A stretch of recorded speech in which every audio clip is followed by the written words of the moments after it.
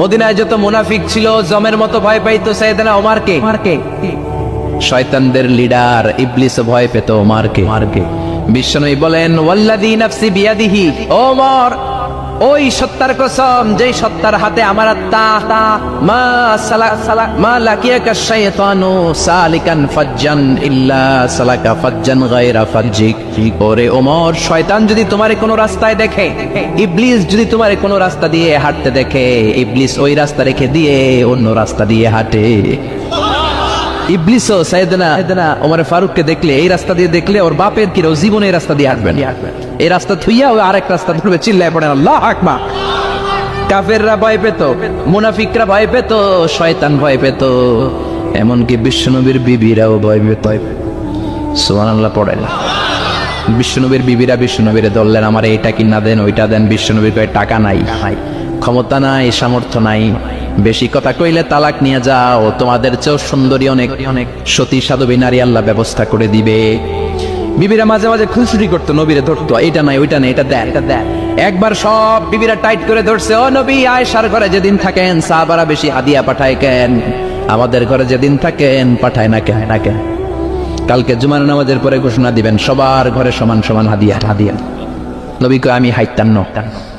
ও মিয়া, কে হাদিয়া দিবে, কটুক দিবে, এটা কি ইমাম সাহেবের কাজ? ইমাম সাহেবের বাসায় কে কোন দিন কি খাওয়াবে, কি গিফট দিবে, এটা তো কে যে গিফট দিবে তার ব্যাপার। বিশ্বনবী বললেন আবু বকরকে সবাই ভালোবাসে, তাই আবু বকরের মেয়ের ঘরে যেদিন আমার ডেট পরে থাকার সময়, ওই দিন হয়তো বেশি হাদিয়া পাঠায়, তোমাদের ঘরে পাঠায় না। আমার বলার কোনো সুযোগ? বিবিরা কয় না, আপনারে বলতেই হবে। নবী কয় আমি পারবো না। বিবিরা কয় পারবেন। ইন দ্য মিন টাইম দরজার উপর থেকে কে যেন সালাম দিল, আসসালামু আলাইকুম ওয়া রাহমাতুল্লাহ। বিশ্বনবী বললেন ওয়া আলাইকুম আসসালাম। বিশ্বনবী বুঝতে পারলেন সালামটা আমার ওমরের সালাম। বিশ্বনবী সালামের উত্তর দিয়ে বিবিদের দিকে তাকায়, দেখে একটা বিবি আর সামনে নাই, সব উদাও, ভ্যানিশ হয়ে গেছে। ওমর সুবহানাল্লাহ পড়বেন না? এই জন্য ওমরকে শয়তানও ভয় পেত। আমাদের বাচ্চাদেরকে, আমার মেয়ে একটা মাত্র মেয়ে, খাইতে চায় না, শুধু আমার মেয়ে না, অধিকাংশ বাচ্চাদের এই অবস্থা। ওরা আম্মু এদিক দিয়ে খাওয়ায়, আবার দৌড় দেয়, আবার আমি খাওয়াই, আবার কান্নাকাটি করে, বলে গল্প শোনাও, তাইলে খাবো। এখন গল্প শোনাইলেও খায় না। বর্তমান সময়ের ছেলে মেয়েগুলো এরকম, এত জ্বালাতন করে, খেতে চায় না তো বলতে হয় বাঘ আসবে, বাঘ, সিংহ আসবে, সিংহ মামা আসবে, ঘুমাও, এগুলো আমরা বলি না? বড় দোষী তো তার কি বলেন, বাচ্চা যদি না ঘুমায়, না খাইতে চায়, এগুলোই তো বলে। বাঘ আসবে, বিড়াল আসবে। মদিনাতে ওমরে ফারুক যখন খলিফা, মদিনার কোন বাচ্চারা যদি না খেতে চাইতো, না ঘুমাইতে চাইতো, মদিনার মায়েরা বলতো তাড়াতাড়ি ঘুমাও, ওই যে ওমর আসতেছে, ওমর। আল্লাহু আকবার। কি শাসক ছিলেন সাইয়েদনা ওমর। সবাই সমান, ওনার বিধান, ওনার রীতি সবার জন্য সমান। মদ খাওয়ার অপরাধে নিজের কলিজার টুকরা ছেলে আবু শাহমাকে 80টা বেত মেরেছে। হাদিসটা দাঈফ, তবে শিক্ষা আছে আমাদের জন্য। 80টা বেত মেরেছে। এক রাতে পাওয়া যায় বেত মেরে ছেলেটাকে আহত করে ফেলেছে, আর এক রাতে পাওয়া যায় পিটাতে ছেলেটাকে দুনিয়া থেকে শেষ করে ফেলেছে।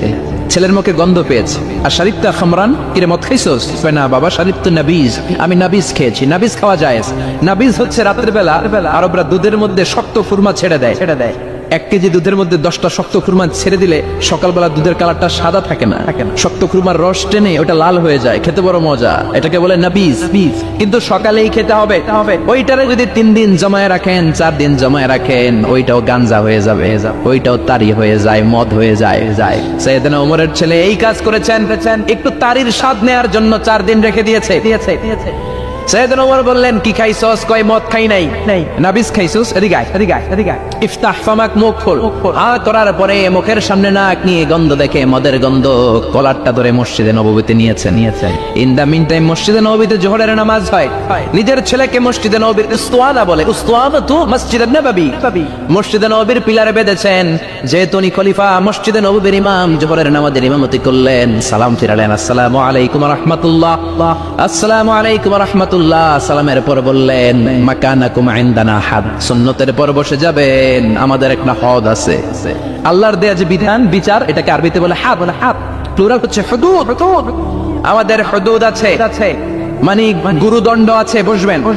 হাজার মানুষ সবাই ওযু করে যখন ঢুকতেছিল, দেখে আবু শামা পিলারে বাঁধা।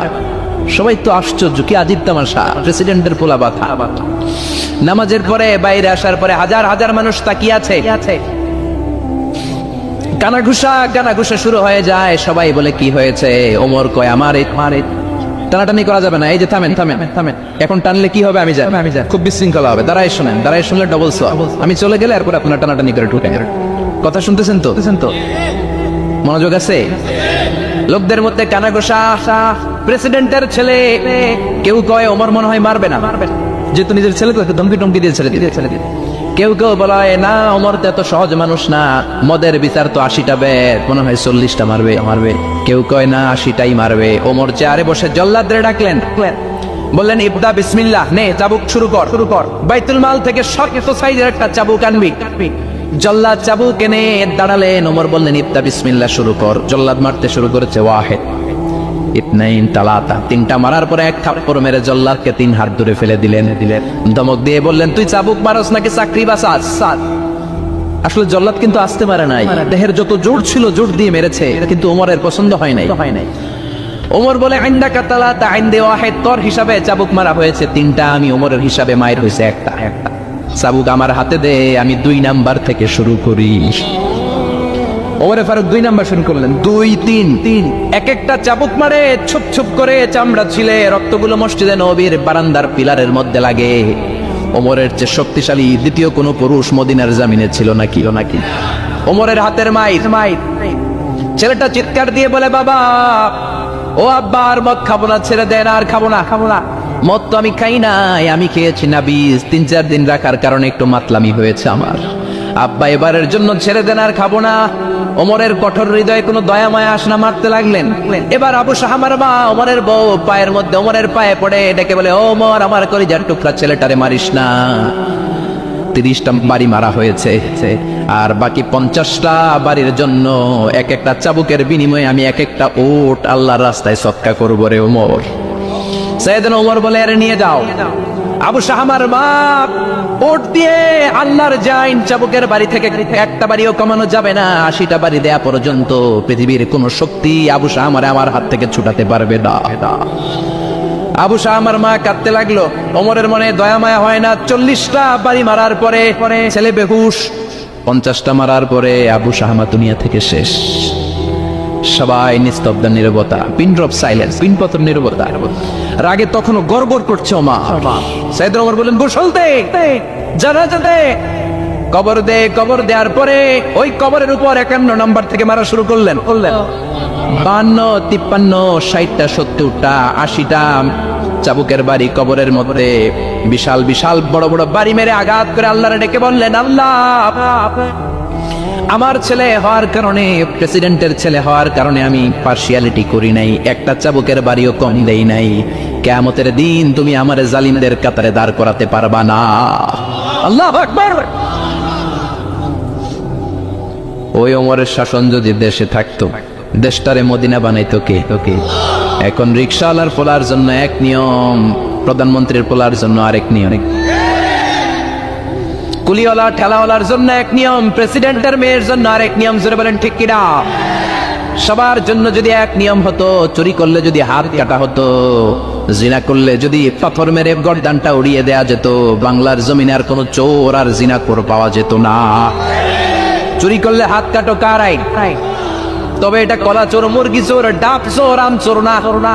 যেই চোরগুলো একটা কলমের সিগনেচারের খোঁচায় দেশের 1000 কোটি টাকা মেরে দেয়, ওই চোরদের হাত আগে কাটতে হবে। যেরকম ঠিক কিনা?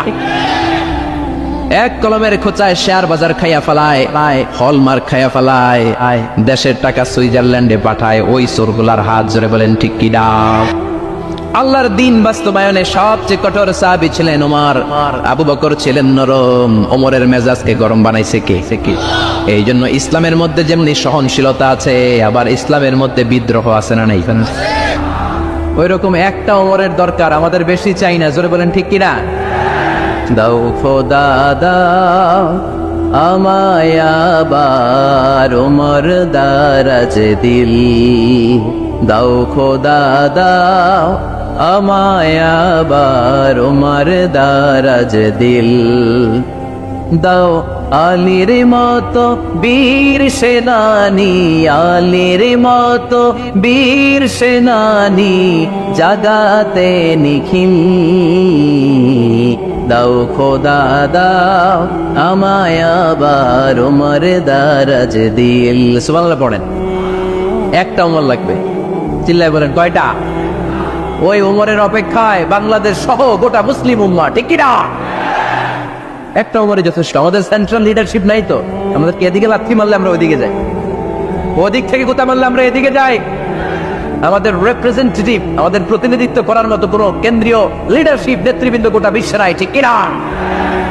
আমরা সেই উমরে ফারুকের অপেক্ষায়, আমরা সেই ইমাম আল বাহাদির অপেক্ষায়। এই উমরে ফারুক আমাদের মডেল, ঠিক কিনা? থার্ড ইন পজিশন এই পুরা উম্মতের মধ্যে ওনার পজিশন নাম্বার 3। 1 নম্বর পজিশন বিশ্বনবীর, কার? 2 নম্বর পজিশন কার? আবু বকর। 3 নম্বর পজিশন কার? ওমরে ফারুকের। বিশ্বনবী বলতেন লা নবিয়্যা বা'দি, লা নবিয়্যা বা'দি, আমার পরে কোনো নবী নাই। ওয়ালা রাসূলা, আমার পরে কোনো রাসূলও নাই। আমার নবীর পরে আর কোনো নবী আছে? আমার নবীর পরে আর কোনো রাসূল আছে? এই যে কাদিয়ানি যে একটা সম্প্রদায় আছে, এরা কি মুসলিম নাকি অমুসলিম? মুসলিম সম্প্রদায়ের সাথে এদের কোনো সম্পর্ক নাই, চিল্লা বলেন ঠিক কিনা? এরা যদি মুসলমান হতে চায়, আমার নবী দ্য লাস্ট মেসেঞ্জার বিশ্বনবীকে খাতামুন নবী হিসেবে সংবাদ সম্মেলন করে গোটা বিশ্বকে জানাই দিতে হবে, তারপরে তাদেরকে আমরা মুসলিম হিসেবে স্বীকৃতি দিব, চিল্লা বলেন ঠিক কিনা? তা না হলে তারা কোন ধর্মের এটাকে জানাই দিতে হবে।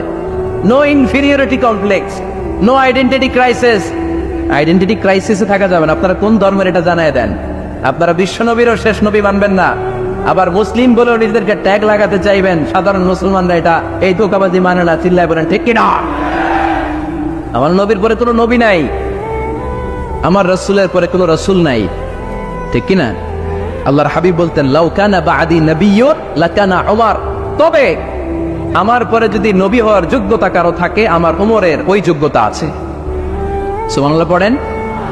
প্রভু তুমি বলেছ রাসূল দেবে না, বলনি দেবে না ওমর, বলনি দেবে না হামজা তারি, খালিদ বিজয় সমর। প্রভু তুমি বলেছ রাসূল দেবে না, বলনি দেবে না ওমর, বলনি দেবে না হামজা তারি, খালিদ বিজয় সমর। প্রভু তুমি বলেছ রাসূল দেবে না। সুবহানাল্লাহ পড়েন।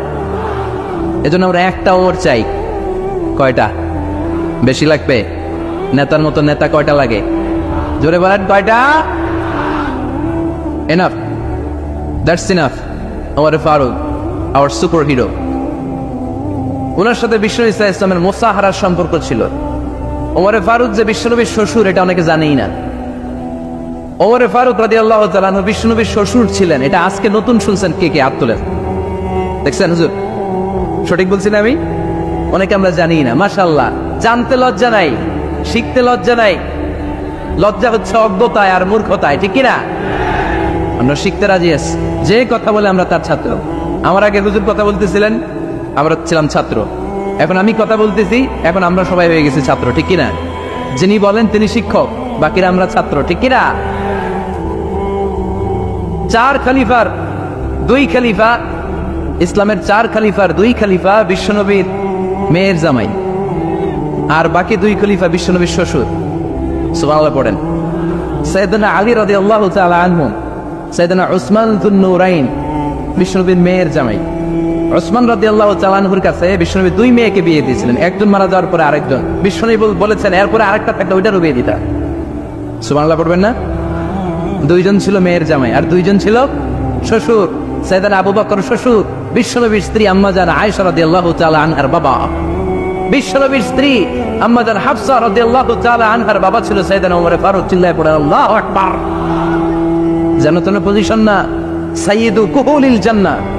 জান্নাতে যত নারীরা যাবে, নারীদের সর্দারিনী হবে সাইয়্যিদাতুনা ফাতেমা রাদিয়াল্লাহু তাআলা আনহা। এই ফরিদপুরের যত ইয়াং স্টাররা, তোমরা যারা জান্নাতে যাবে, তোমাদের লিডার হবে সাইয়েদনা হাসান আর হুসাইন রাদিয়াল্লাহু তাআলা আনহুমা। আর বয়স্ক মুরব্বীরা যারা জান্নাতে ঢুকবেন, আপনাদের লিডার হবে সাইয়েদনা আবু বকর আর সাইয়েদনা ওমর ফারুক রাদিয়াল্লাহু তাআলা। সুবহানাল্লাহ পড়তে পারলেন না? ওমর ফারুক এটা সাধারণ কোনো ক্যারেক্টারিস্টিক্স নয়, ওনাকে আল্লাহ তাআলা নলেজও দিয়েছেন, আবার দিনদারিও দিয়েছেন। আবার যিনি ভাইয়েরা খেয়াল রাখবেন, কোনো আলেমের মধ্যে বা কোনো নেতার মধ্যে যদি এই দুইটার সমন্বয় আপনি পান, যে তার জ্ঞানও আছে আবার দিনদারিও আছে, he belongs the knowledge and he belongs the তাকওয়া, সে গোটা বিশ্বকে জয় করে ফেলবে, ঠিক কিনা? যার মধ্যে জ্ঞান আছে, যার মধ্যে তাকওয়া আছে, তার কেউ থামায় রাখতে পারে? ওমর ফারুককে এই দুই নেয়ামত দিয়ে ধন্য করেছে কে? সহিহ বুখারীর বর্ণনা, বিশ্বনবী সাহাবীদের সামনে একটা স্বপ্নের কথা বলছেন। বিশ্বনবী বললেন, আমি স্বপ্নে দেখলাম আমার আঙ্গুলের ফাঁকা থেকে দুধ বের হচ্ছে, আমি তৃপ্তি সহকারে দুধ খেলাম, খাওয়ার পরে দেখলাম আঙ্গুলের মধ্যে একটু দুধ লেগে আছে, আমার আঙ্গুলে অতিরিক্ত লেগে থাকা দুধটা আমি ওমরে ফারুকের মুখের মধ্যে লাগিয়ে দিলাম। সাহাবারা বললেন, ইয়া রাসূলুল্লাহ, ইয়া হাবিবাল্লাহ, মাযা আওয়ালতা বিহি, এই স্বপ্নের আপনি কি ব্যাখ্যা করলেন, আমরা তো বুঝলাম না।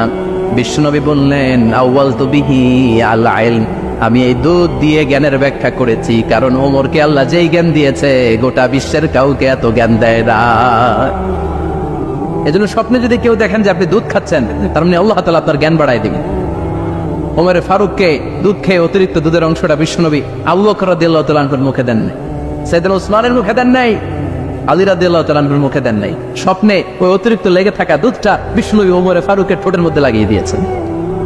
এই হাদিস থেকে প্রমাণ পায় আল্লাহ তাআলা জ্ঞানের নেয়ামতে সাইয়েদনা ওমর ফারুককে ধন্য করেছেন। আবার বুখারীর বর্ণনা, বিশ্বনবী সাল্লাল্লাহু আলাইহি ওয়াসাল্লাম আরেকটা স্বপ্নের বর্ণনা দিচ্ছেন। তিনি বললেন, তোমাদের সবাইকে স্বপ্নে আমার সামনে দাঁড় করানো হলো, আমি দেখলাম তোমাদের কারো জুব্বা নাভি পর্যন্ত, কারো জুব্বা হাঁটু পর্যন্ত, কারো জুব্বা টাকনো পর্যন্ত। ওমরে ফারুককে যখন স্বপ্নে আমার সামনে দাঁড় করিয়ে দেয়া হলো, আমি দেখলাম ওমরের জুব্বা এত লম্বা, ওমর টেনে হিচড়ে তার জুব্বা নিয়ে সামনে হেঁটে যাচ্ছে। সাহাবারা বললেন, ফামাযা আওয়ালতা বিহি ইয়া রাসূলুল্লাহ, ও আল্লাহর রাসূল, এই স্বপ্ন দিয়ে আপনি কি বোঝাতে চাইলেন, আমরা কিছু বুঝলাম না। বিশ্বনবী বললেন, আউয়ালতু বিহি আদ-দীন, আমি এই হাদিসের দ্বারা দিনের ব্যাখ্যা করলাম, যার জামা যত লম্বা তার দিনদারি তত বেশি। সুবহানাল্লাহ, আসতে পড়েন।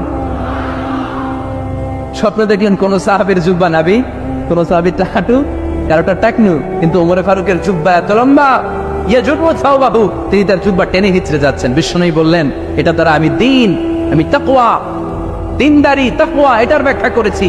তার মানে ওমর ফারুকের তাকওয়ার সামনে সব তাকওয়া পানি হয়ে যাবে। কোন সুবহানাল্লাহ। আল্লাহ তাআলা সাইয়েদনা ওমর ফারুককে দিনের জ্ঞান দিয়েছেন, তাকওয়া দিয়েছেন। যুবক ভাইরা, যাকে আল্লাহ তাআলা দিনের জ্ঞান দেয়, যাকে আল্লাহ তাআলা তাকওয়ার এই গুণ দিয়ে সমৃদ্ধ করে, তার জন্য গোটা বিশ্বের সব দরজাগুলোকে ওপেন করে দেয় কে? কত বড় মুত্তাকি ছিলেন সাইয়েদনা ওমর ফারুক। মদিনার সমাজে কয়জন মুনাফিক ছিল বিশ্বনবী ছাড়া কেউ বলতে পারতেন না।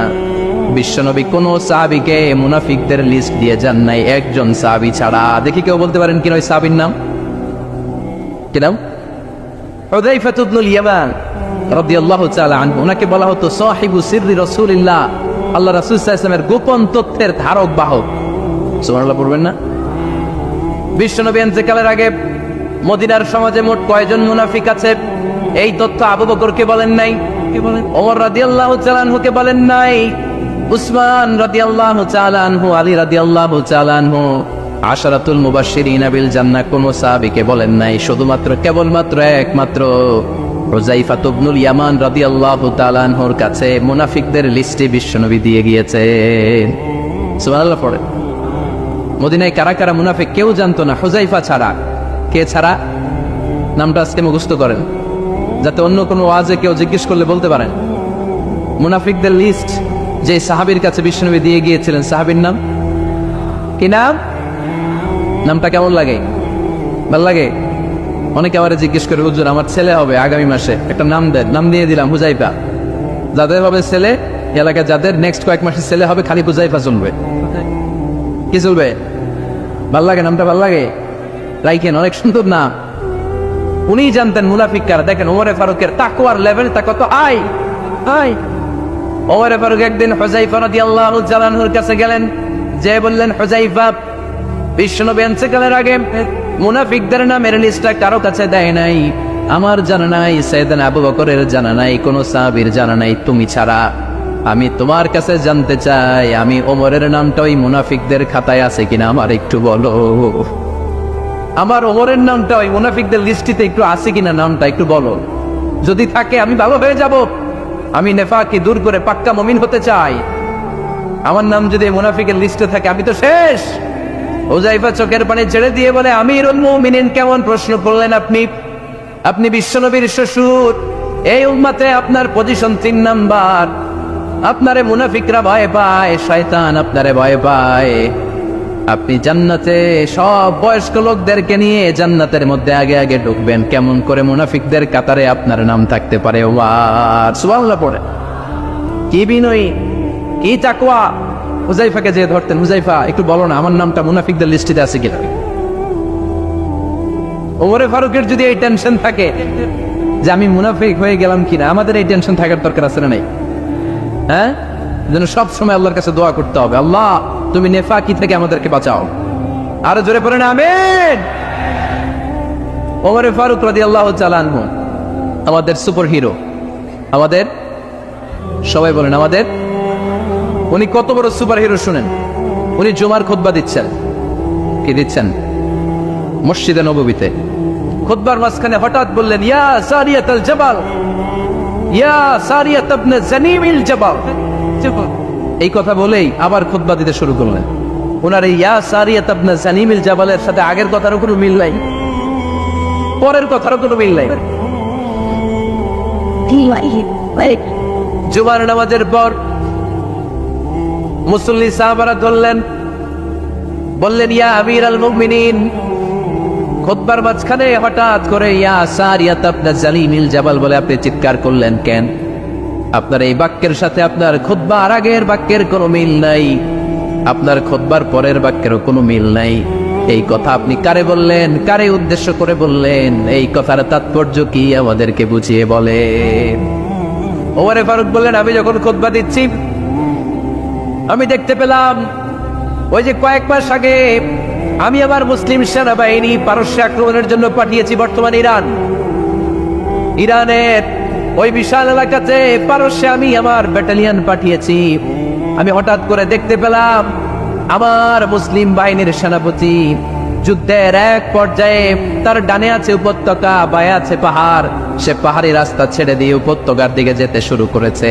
আমি দেখতে পেলাম আমার মুসলিম বাহিনী যদি উপত্যকার দিকে ছুটে বেড়ায়, কাফের মুশরিকরা আমার মুসলিম বাহিনীকে কচুকাটা করে ফেলবে। তাই আমি এখান থেকে তাদেরকে কমান্ড দিয়ে বলেছি, ইয়া সারিয়াতাল জাবাল, উপত্যকার দিকে নয় পাহাড়ের দিকে যাও, তাহলেই তোমাদের বিজয় নিশ্চিত হয়ে যাবে। উপত্যকার দিকে যেও না, ইলাল জাবাল, ইলা সারিয়াতিল জাবাল, পাহাড়ের দিকে ছোট। সাহাবারা অবাক, ঘটনা কি? উনি বসে আছেন মদিনায় মসজিদে নববীর মিম্বারে দাঁড়িয়ে, উনি যদি ইয়া সারিয়াতাল জাবাল বলে এটা কি ইরানে যাবে নাকি? ও মিয়া, তখনকার সময়ে বর্তমানের মতো মোবাইল ছিল নাকি, ইন্টারনেট ছিল নাকি, কিছু ছিল? খালি মুখে আমি যদি বলি ইয়া সারিয়াতাল জাবাল, এটা ইরানে যাবে, ইন্ডিয়ায় যাবে, ঢাকায় তো যাবেন, ফরিদপুর শহরেই তো বসবে না, ঠিক কিনা? কিন্তু এটা আমিরুল মুমিনিন বিশ্বাসী সাহাবারা বিশ্বাস করে নিল। কিছু মুনাফিক ছিল, এরা কয় না ঝামেলা আছে, এটা তো সম্ভব না। এক কাজ করি, এই সেনাপতি যখন বিজয়ী বেশে মদিনায় ফিরে আসবে আর আমরা ধরব। এরা দিন গুনতে লাগলো, এই সেনাপতি মুসলিম বাহিনী নিয়ে পারস্য জয় করে কবে ফিরে আসবে। এই মুনাফিকের দলগুলো কখনো সেনাবাহিনীকে অভ্যর্থনা জানাতে যেত না, কিন্তু এইবার সবার আগে মদিনার উপকণ্ঠে যে সেনাপতিদেরকে অভ্যর্থনা জানানোর জন্য ফুল নিয়ে রেডি, ফুল নিয়ে দাঁড়ায় আছে। সেনাপতি ঠুকার সাথে সাথে ধরছে, এই সেনাপতি কোত্থেকে আসছে? কয় পারস্য জয় করে আসছি। কয় এমন এমন দিন, জুমার দিন দুপুর বেলা যুদ্ধের মাঝখানে আমিরুল মুমিনিনের কণ্ঠের কোন কথাবার্তা শুনছো নাকি? সেনাপতি অবাক, কয় তোমরা জানলা কেমনে? শুনছি তো। সুবহানাল্লাহ পড়বেন না? আমরা যুদ্ধে একটা ভয়ঙ্কর অবস্থার মধ্যে ছিলাম, পেছন থেকে শত্রু আমাদেরকে আক্রমণ করতে শুরু করে দিল। ডানে যাব না বায়ে যাব, সামনে যাব নাকি পেছনে যাব, রাস্তা খুঁজে পাচ্ছি না। ডান দিকে ছিল আমাদের উপত্যকার রাস্তা, বাঁ দিকে ছিল পাহাড়ি পথ। আমরা সোজা পথ হবে মনে করে উপত্যকার দিকে ছুটতে আরম্ভ করলাম। হঠাৎ করে আমিরুল মুমিনিনের কণ্ঠ বজ্র কণ্ঠে আমার কানের মধ্যে ভেসে আসলো। আমার মনে হলো আমিরুল মুমিনিন কেমন যেন আমাকে কমান্ড দিচ্ছেন আর বলছেন, ইয়া সারিয়াতাল জাবাল, ডান দিকে উপত্যকার পথে নয়, তাড়াতাড়ি পাহাড়ের দিকে সৈন্যবাহিনী নিয়ে উঠে যা। পাহাড়ের দিকে, ডানে না, this is wrong track and this is the right track. ওই দিন যদি ওমরে ফারুকের ওই গাইডলাইন, আমিরুল মুমিনিনের কমান্ড যদি আমি না শুনতাম, আজকে বিজয়ের বেশে ফিরতেও পারতাম না, আমাদের চেহারাও তোমরা দেখতে পেতে না। ওমরে ফারুকের ওই কমান্ড, ওই গাইডলাইন অদৃশ্য থেকে শোনার কারণে এই পারস্যের মধ্যে আমাদেরকে সেই যুদ্ধে বিজয় দান করেছে কে? দিস ইজ উমরে ফারুক, দিস ইজ উমরে ফারুক। বিশ্বনবী বলছেন, আমার মা লাকিয়াকা শাইতানু সালিকান ফাজ্জান ইল্লা সালাকা ফাজ্জান গায়রা ফাজ্জিক উমর। শয়তান ইবলিস যদি তোমার কোনো রাস্তা দিয়ে হাঁটতে দেখে, শয়তান ওই রাস্তা রেখে দিয়ে অন্য রাস্তা দিয়ে হাঁটে। সুবহানাল্লাহ। বাড়িতে যাই বললেন, কে বলতেছে? বিশ্বনবী। কার ব্যাপারে? কার ব্যাপারে? ওমরে ফারুকের ব্যাপারে। শয়তান যদি দেখে যে ওমরে ফারুক এই রাস্তা দিয়ে হাঁটতেছে, শয়তান ওই রাস্তা রেখে দিয়ে অন্য রাস্তা দিয়ে হাঁটে। সুবহানাল্লাহ পড়েন। রাত্রিবেলা আমরা আমাদের বাচ্চা ছেলে মেয়েদেরকে যখন খাওয়াই, বাচ্চারা খেতে চায় না, এরকম হয় আপনাদের ফরিদপুর এলাকায়? এই এলাকায় হয় নাকি? খেতে চায় না বাচ্চারা, এই চকলেট দেখায়া, এই মিনা কার্টুন দেখায়া, এইটা সেইটা, এগুলো সেগুলো বলে, গল্প টল্প বলে ফুলাইয়া খাওয়ানো লাগে, তাই না? তারপরেও খায় না। আমারও ছোট মেয়ে আছে, খেতে চায় না, এইটা সেইটা এমনি সেমনি খাওয়ানো লাগে। তো শেষে না পেরে মা বাবা বলতে বাধ্য হয়, ওই যে ভূত আসতেছে, ভূত, তাড়াতাড়ি তাড়াতাড়ি খাও, তাহলে যে ভূত ধরবে তো। আরে ওই যে বাঘ আসতেছে, বাঘ, তাড়াতাড়ি খাইলে তাহলে বাঘে কামড়াবে। বলি না আমরা? আপনারা কি বলেন? ভূত। আর কি বলেন? হ্যাঁ হ্যাঁ, আচ্ছা, এক এক জায়গায় এক একটা আমরা বলি, ভূত আসবে, বাঘ খাবে, ভাল্লুক খাবে, তাড়াতাড়ি খাও। মদিনাতে যখন ওমরে ফারুক আমিরুল মুমিনিন, মদিনার মায়েরাও বাচ্চাদেরকে খাওয়াতে পারতো না, ছোট্ট মেয়েদেরকে খাওয়াতে পারতো না, খাওয়া নিয়ে যন্ত্রণা করতো। বাচ্চারা যখন মদিনায় খেতে চাইতো না রাত্রিবেলায়, মদিনার মায়েরা বলতো, তাড়াতাড়ি খাও, হা হুয়া ইয়াতি উমর, হা হুয়া ইয়াতি উমর, তাড়াতাড়ি খা, নাইলে ওই যে ওমর আসতেছে, Omar. This is our super hero সাইয়েদনা ওমর ফারুক রাদিয়াল্লাহু তাআলা।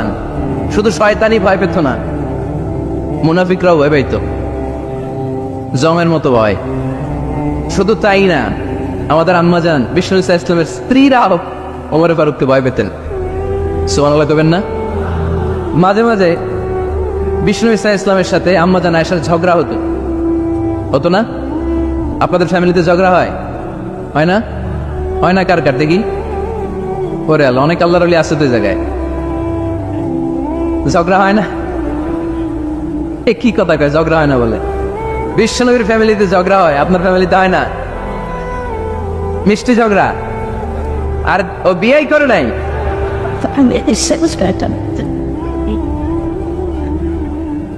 ঝগড়া তো হবেই। দাম্পত্য জীবনের মজাটাই তো এখানে, কখনো ঝগড়া, কখনো আনন্দ, একটু বৃষ্টি, একটু রোদ, একটু হাসি, একটু কান্না, ভালো লাগা, ভালোবাসা শেয়ার করে নেয়া, মিলেমিশে একাকার হয়ে যাও, ঠিক কিনা? তো আল্লাহর হাবিব সাল্লাল্লাহু আলাইহি ওয়াসাল্লামের সাথে আম্মাজান আয়েশার ঝগড়া হতো। তো একদিন ঝগড়া হয়ে দুইজন রেগে আস, খবরদার দুইজন রেগে থাকবেন না, আবার একজন রাখলে আরেকজন থেমে যাবেন, কারণ এই ছোট্ট ঝগড়া থেকে এটা অনেক সময় বিচ্ছেদের দিকে গড়ায়। আমার প্রিয় ফরিদপুরবাসী, ভাবি রেগে গেলে আপনি রাইগেন না, ওই দিন আপনি একটু ঠান্ডা থাকেন। আবার আপনি রেগে গেলে, আমার মাইকের আওয়াজ যদি ভাবিরা শুনেন, আপনারা রেগে যায় না, একটু ঠান্ডা থাকবে। দুইজনে রেগে গেলে তো তৃতীয় বিশ্বযুদ্ধ শুরু হবে, তাই না? একজন রেগে গেলে আরেকজন ঠান্ডা, কারণ এই সামান্য ঝগড়া থেকে ইগোর কারণে এটা বিচ্ছেদ আর ডিভোর্স পর্যন্ত গড়ায়। আর শয়তান এখানে উস্কানি দেয়, কারণ ইমানদারদের ফ্যামিলি ভাঙতে পারলে শয়তান সবচেয়ে বড় খুশি হয়, আর ইমানদারদের ফ্যামিলি টিকে থাকলে খুশি হয়ে যায় কে? আম্মাজান আয়েশা রাদিয়াল্লাহু তাআলা আনহার সাথে বিষ্ণু ইসলামের ঝগড়া হতো মাঝে মাঝে। একবার ঝগড়া হলো, বিষ্ণু ইসলাম রাগ, আম্মাজান আয়েশাও রাগ। বিষ্ণু বললেন, আয়েশা, ঝগড়া করে আর কতক্ষণ থাকবো, আসো মিটমাট করি। আয়েশা রাদিয়াল্লাহু বললেন, ঠিক আছে, মিটমাট করবো। তো বিষ্ণু ইসলাম বললেন, মিটমাটের জন্য কারে ডাকবো? ওমর রে ডাকি। কয় না, ওমর রে না, ওমর গালিজ, ওমর অনেক রাগে, আমার ডর লাগে। কয় তাহলে তোমার আব্বারে ডাকি। কয় ডাকেন, কি খুশি? মেয়েদের মধ্যে অভ্যাসটা আছে না নাই? তাহলে তোমার আব্বারে ডাকেন, ডেকে নিয়ে আসা হলো। আবু বকর রাদিয়াল্লাহু তাআলা আনহু দাঁড়ালেন, আম্মা জান আয়েশা দাঁড়ালেন, বিশ্বনবীও দাঁড়ালেন। বিশ্বনবী বললেন, আয়েশা তোমার আব্বা আসছে, এবার ঘটনা খুলে বলার পালা, তুমি বলবা নাকি আমি বলবো? আম্মা জান আয়েশা বললেন, আপনি বলেন, তবে ওয়ালা তাকুল ইল্লা হাক্কান, যেটা ঘটছে ওইটাই বললেন, মিথ্যা কথা কইেন না। আবু বকর রাদিয়াল্লাহু তাআলা রেগে মেগে আগুন, কি এই কথা তুমি কেমন করে বলো? বিশ্বনবী কি মিথ্যা কথা কখনো বলবে? রেগে মেগে দিলেন মেয়ের গালে এক চড়। বানিয়ে বলতেছি না, মুসনাদ আহমদ ইবনে হাম্বলের হাদিস। বাবার হাতের থাপ্পড়কে আম্মা জান আয়েশা উল্টে বললেন। সাইয়েদনা আবু বকর রাগে গড়গড় করছেন, আবার মারার জন্য তেড়ে গেলেন। এবার বাঁচার জন্য আম্মা জান আয়েশা বিশ্বনবীর পিছনে যে আশ্রয় নিলেন, বিশ্বনবী বাঁচানোর জন্য দুই হাত মেলে দাঁড়িয়ে গেলেন। পড়েন সুবহানাল্লাহ। বিশ্বনবী যখন দুই হাত মেলে দাঁড়িয়ে গেলেন, সাইয়েদনা আবু বকর রাদিয়াল্লাহু আনহু থেমে গেলেন। সাইয়েদনা আবু বকর রাদিয়াল্লাহু তাআলা আনহু ঘর থেকে বের হয়ে বারান্দায় দাঁড়ালেন। পড়েন সুবহানাল্লাহ। এবার বিশ্বনবী আম্মা জান আয়েশার কাছে যেয়ে বলেন, ইয়া আয়েশা কাইফা রাআইতিনি আনফাসতুকি মিনার রাজুল, দেখছো কেমনে বাঁচাইলাম? আপনি না থাকলে বর্তমানে ফেলতো আজকে, আমি বাঁচাইছি তোমারে, আমি আমার লগে ঝগড়া করো তুমি। লজ্জায় পড়ে আম্মা জান আয়েশা খিলখিল করে হেসে দিলেন, বিশ্বনবীও হেসে দিলেন। দুইজনের হাসির মধুর আওয়াজ শুনে সাইয়েদনা আবু বকর বাইরে থেকে অবাক, কিরে এতক্ষণ না ঝড় তুফান, এখন দেখি হাসি। সালাম দিয়ে অনুমতি নিয়ে ভিতরে ঢুকলেন। ঢুকে দেখেন আম্মা জান আয়েশাও হাসে, বিশ্বনবীও হাসে। এ হাসি দেখে আবু বকর রাদিয়াল্লাহু আনহু হেসে দিলেন। আরশের উপর থেকে খুশি হয়ে গেলেন কে? এবার সাইয়েদনা আবু বকর রাদিয়াল্লাহু তাআলা আনহু বললেন, ইয়া রাসূলুল্লাহ আশিকানি ফি সিলমিকুমা কামা আশরাকতুমানি ফি হারবিকুমা। ও নবী, যুদ্ধ লাগলে, দুইজন যুদ্ধ লাগলে মীমাংসার জন্য যেমনি আমারে ডাকেন, এরকম হাসি আর আনন্দের মুহূর্তেও আমারে একটু ডাইকেন। আশিকানি ফি সিলমিকুমা কামা আশরাকতুমানি ফি হারবিকুমা। তবে আপনাদের মধ্যে ঝগড়া লাগলে সন্ধি করার জন্য আমারে যেমনি ডাকেন, আপনাদের হাসি খুশি আনন্দ খুনসুটি এই মজাদার মুহূর্তগুলোতে আমারে বঞ্চিত রাখেন না, আমার একটু ডাইকেন। সুবহানাল্লাহ পড়েন। এই মুসনাদ আহমদ ইবনে হাম্বলের হাদিস শোনার উদ্দেশ্য হচ্ছে, বিশ্বনবী প্রথমে ওমর ফারুকের নাম বলেছিলেন। সাইয়েদনা আয়েশা বলেন, না আমি ডরাই। আইবাত, দিস ইজ কল্ড আইবাত উমা। একবার বিশ্বনবীর সব বিবিরা ধরলেন, ও নবী আমাদেরকে এটা দেন, ওইটা দেন, ঘরে এইটা নাই, ওইটা নাই, ওইটা নাই। বিশ্বনবীকে, আমার কাছে কিছু নাই, যদি এমনি আমার বউ হয়ে থাকতে চাও থাকো, তাহলে তা না হলে যা লাগবে কিনে দেব, সাথে সাথে তালাকও দিয়ে দিব। কিছু দিতে পারবো না, আমার নাই তো, সামর্থ্য নাই। কিন্তু বিবিরাও ছাড়া না, এটা দেন ওইটা দেন। বিশ্বনবী রহমতের নবী, বিবিদেরকে বুঝাতেও পারেন না, বিবিরা আবদার করতেছে, নবী এটা লাগবে ওইটা লাগবে। ইন দ্য মিন টাইম বিশ্বনবী একজনের সালাম শুনতে পেলেন, কে যেন দরজায় দাঁড়িয়ে বলতেছে আসসালামু আলাইকুম। বিশ্বনবী দরজার দিকে তাকালেন, তাকিয়ে বললেন ওয়ালাইকুম আসসালাম, আর বুঝতে পারলেন এটা আমার ওমরের সালাম। সালাম দেওয়ার পরে বিবিদের দিকে তাকায় দেখে একজন বিবিও নাই, সব অন্দরমহলের ভিতরে দৌড়। সুবহানাল্লাহ পড়তে পারলেন না? This is our super hero Omar. এরকম ওমর একটা লাগবে, চিল্লায় বলেন কয়টা? একটা ওমর গোটা বিশ্বকে সোজা করে দিবে। একটা ওমর সবল আর দুর্বলের সব পার্থক্য দূর করে দিবে, মাজলুমের উপর জালিমের অত্যাচারের অবসান ঘটায় দিবে, গোটা বিশ্বটাকে সাম্য, মৈত্রী, ভালোবাসার ইনসাফ দিয়ে পরিপূর্ণ করে দিবে। সেই ওমরের অপেক্ষায় আমরা। নিজের ছেলেকে 80টা বেত মেরেছেন। কয়টা? 80টা বেত মেরেছে। এই ব্যাপারে অনেকগুলো বর্ণনা পাওয়া যায়। সবচেয়ে সহিহ বর্ণনা হচ্ছে মুয়াত্তা ইমাম মালিকের বর্ণনা। ওমর ফারুক রাদিয়াল্লাহু তাআলা আনহুর ছেলে আব্দুর রহমান মারুফুন বিআবি শাহমা ছিলেন মিশরে। ওখানে নাবিজ খেয়েছিলেন। নাবিজ হচ্ছে আরব দেশের লোকেরা দুধের মধ্যে শক্ত খুরমা রাত্রেবেলা ঢেলে দিত। ঢেলে দিলে সারা রাত ওই খুরমার রসটা দুধের সাথে মিশে দুধটা লাল হয়ে যেত। এটারে সকালবেলা খেত, খুব সুস্বাদু। এটাকে বলে নাবিজ। কিন্তু এটা রাতে ভিজাইলে সকালেই খাইতে হয়, রেখে দিলে আবার একটু সমস্যা হয়। এটা অনেকটা তারির মতো হয়ে যায়, মাতলামি চলে আসে। তো ওমর ফারুকের ছেলে নাবিজ খেয়েছেন, মদ খাননি, নাবিজ।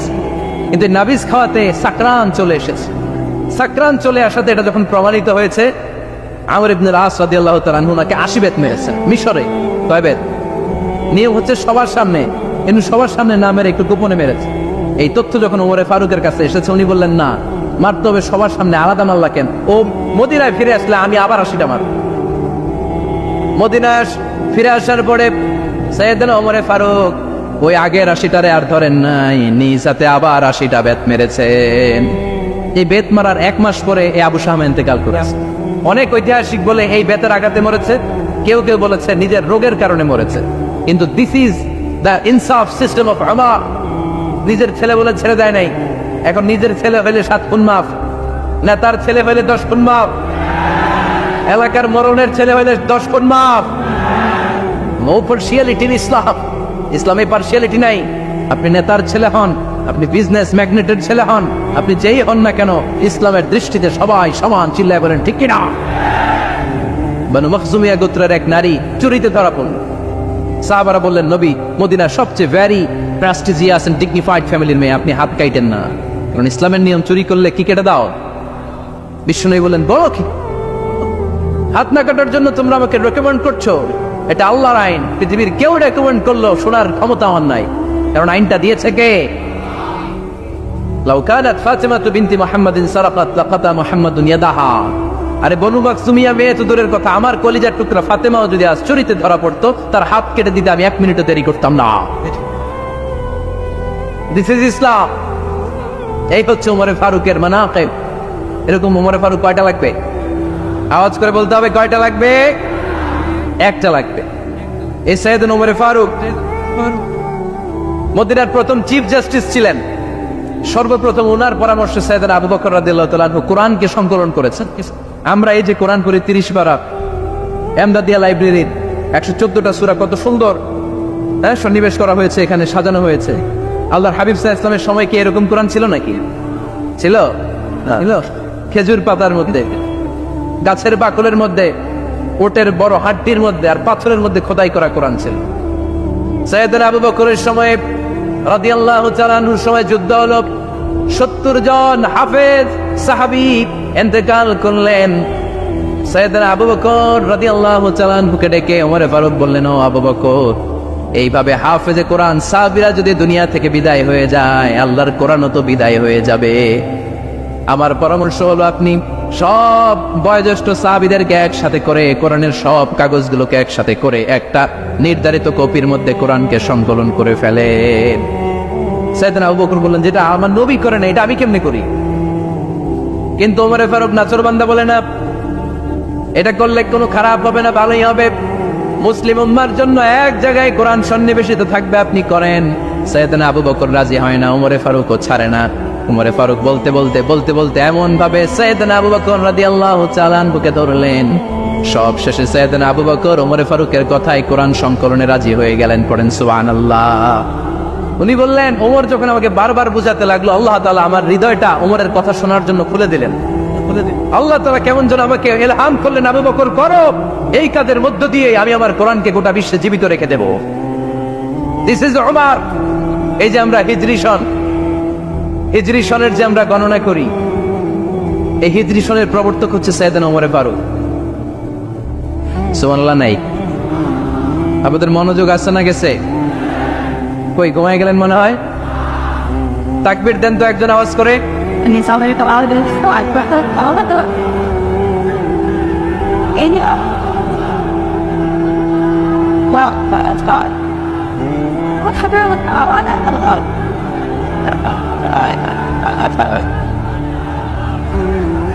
মাশাআল্লাহ, মাশাআল্লাহ। বসেন বসেন, এখনই শেষ করে দেব কিছু সময়ের মধ্যে। আমরা একসাথে বিদায় নেব ইনশাআল্লাহ। ওঠা বসা করবেন না, ওঠা বসা করবেন না, বসেন। সাইয়েদনা ওমরে ফারুক এই হিজরি সনের গণনা শুরু করেছে। সাহাবারা বলল, আমিরুল মুমিনিন, খ্রিস্টানদের ঈসাই সন আছে, আমাদের মুসলমানদের কোনো সন নাই। আমাদের একটা সন থাকলে আমাদের জিজিয়া নিতে, আমাদের যাকাতের টাকা উত্তোলন করতে অনেক সুবিধা হবে।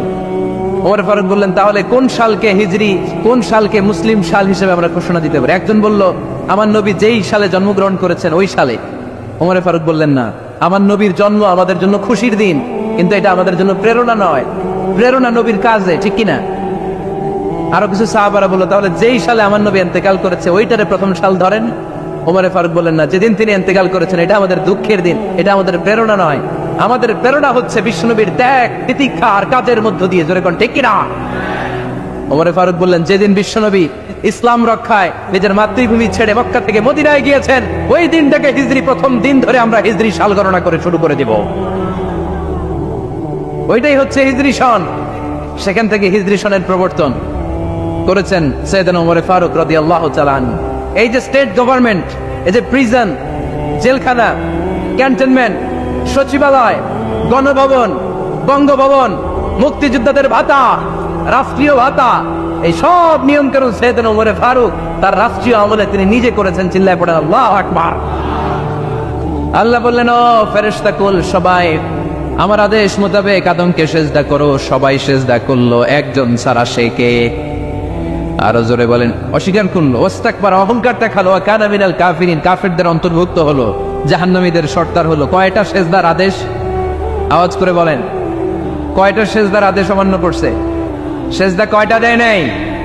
আপনি দেন নাই কয়টা? হ্যাঁ, আমরা দেই নাই কয়টা? এক সেজদা না দিয়া জাহান্নামীদের লিডার।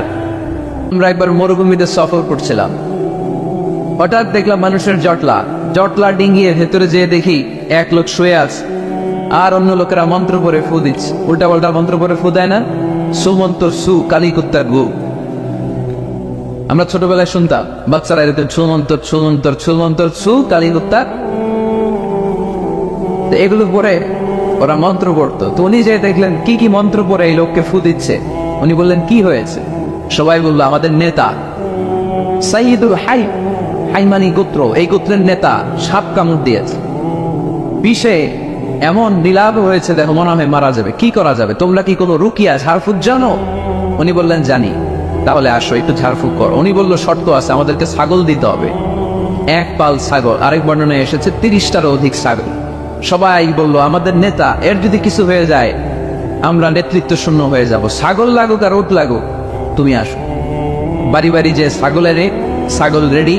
সাইয়েদনা আবু সাঈদ আল খুদরি রাদিয়াল্লাহু তাআলা আনহু পড়তে আরম্ভ করলেন, আলহামদুলিল্লাহি রাব্বিল আলামিন আর রহমানির রহিম মালিকি ইয়াউমিদ্দিন ইয়্যাকা না'বুদু ওয়া ইয়্যাকা নাস্তাঈন اهدنا الصراط المستقيم صراط الذين أنعمت عليهم غير المغضوب عليهم ولا الضالين। পড়েন আমি।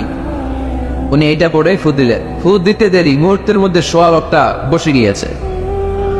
আবার ফু দিছে, এবার দাঁড়ায় গেছে। আরেকবার ফু দিছে, হাঁটতে শুরু করছে, একেবারে সুস্থ। সবাই তো আবার টাসকি খেয়ে গেছে। আবু সাঈদ আল খুদরি রাদিয়াল্লাহু আনহু বলে, টাসকি পরে খাও, আগে ছাগল দাও। কারণ ছাগল দেওয়ার কন্ডিশন ছিল না। ওরা ছাগল নিয়ে আসছে। সাইয়েদনা আবু সাঈদ আল খুদরি রাদিয়াল্লাহু তাআলা আনহু আনন্দে এবার ছাগল নিয়ে সাহাবাদেরকে নিয়ে রওনা। প্রতিমধ্যে লেগেছে প্রচন্ড ক্ষুধা। তখন তারা কয়েকটা ছাগল জবাই করে খেয়েছে। খাওয়ার পরে পেট যখন ঠান্ডা, তখন ব্রেন সচল। উনি চিন্তা করতে আরম্ভ করলেন, হায় রে, কোরআন দিয়া ঝাড়ফুঁক করে যে ছাগল নিয়ে আসলাম, ওটা যে খাইলাম, এই ছাগল নেওয়া জায়েজ হয়েছে কিনা এই মাসালা তো নবীরে জিজ্ঞেস করি নাই। কিন্তু ছাগল তো অলরেডি পেটে যে আওয়াজ, কি করা?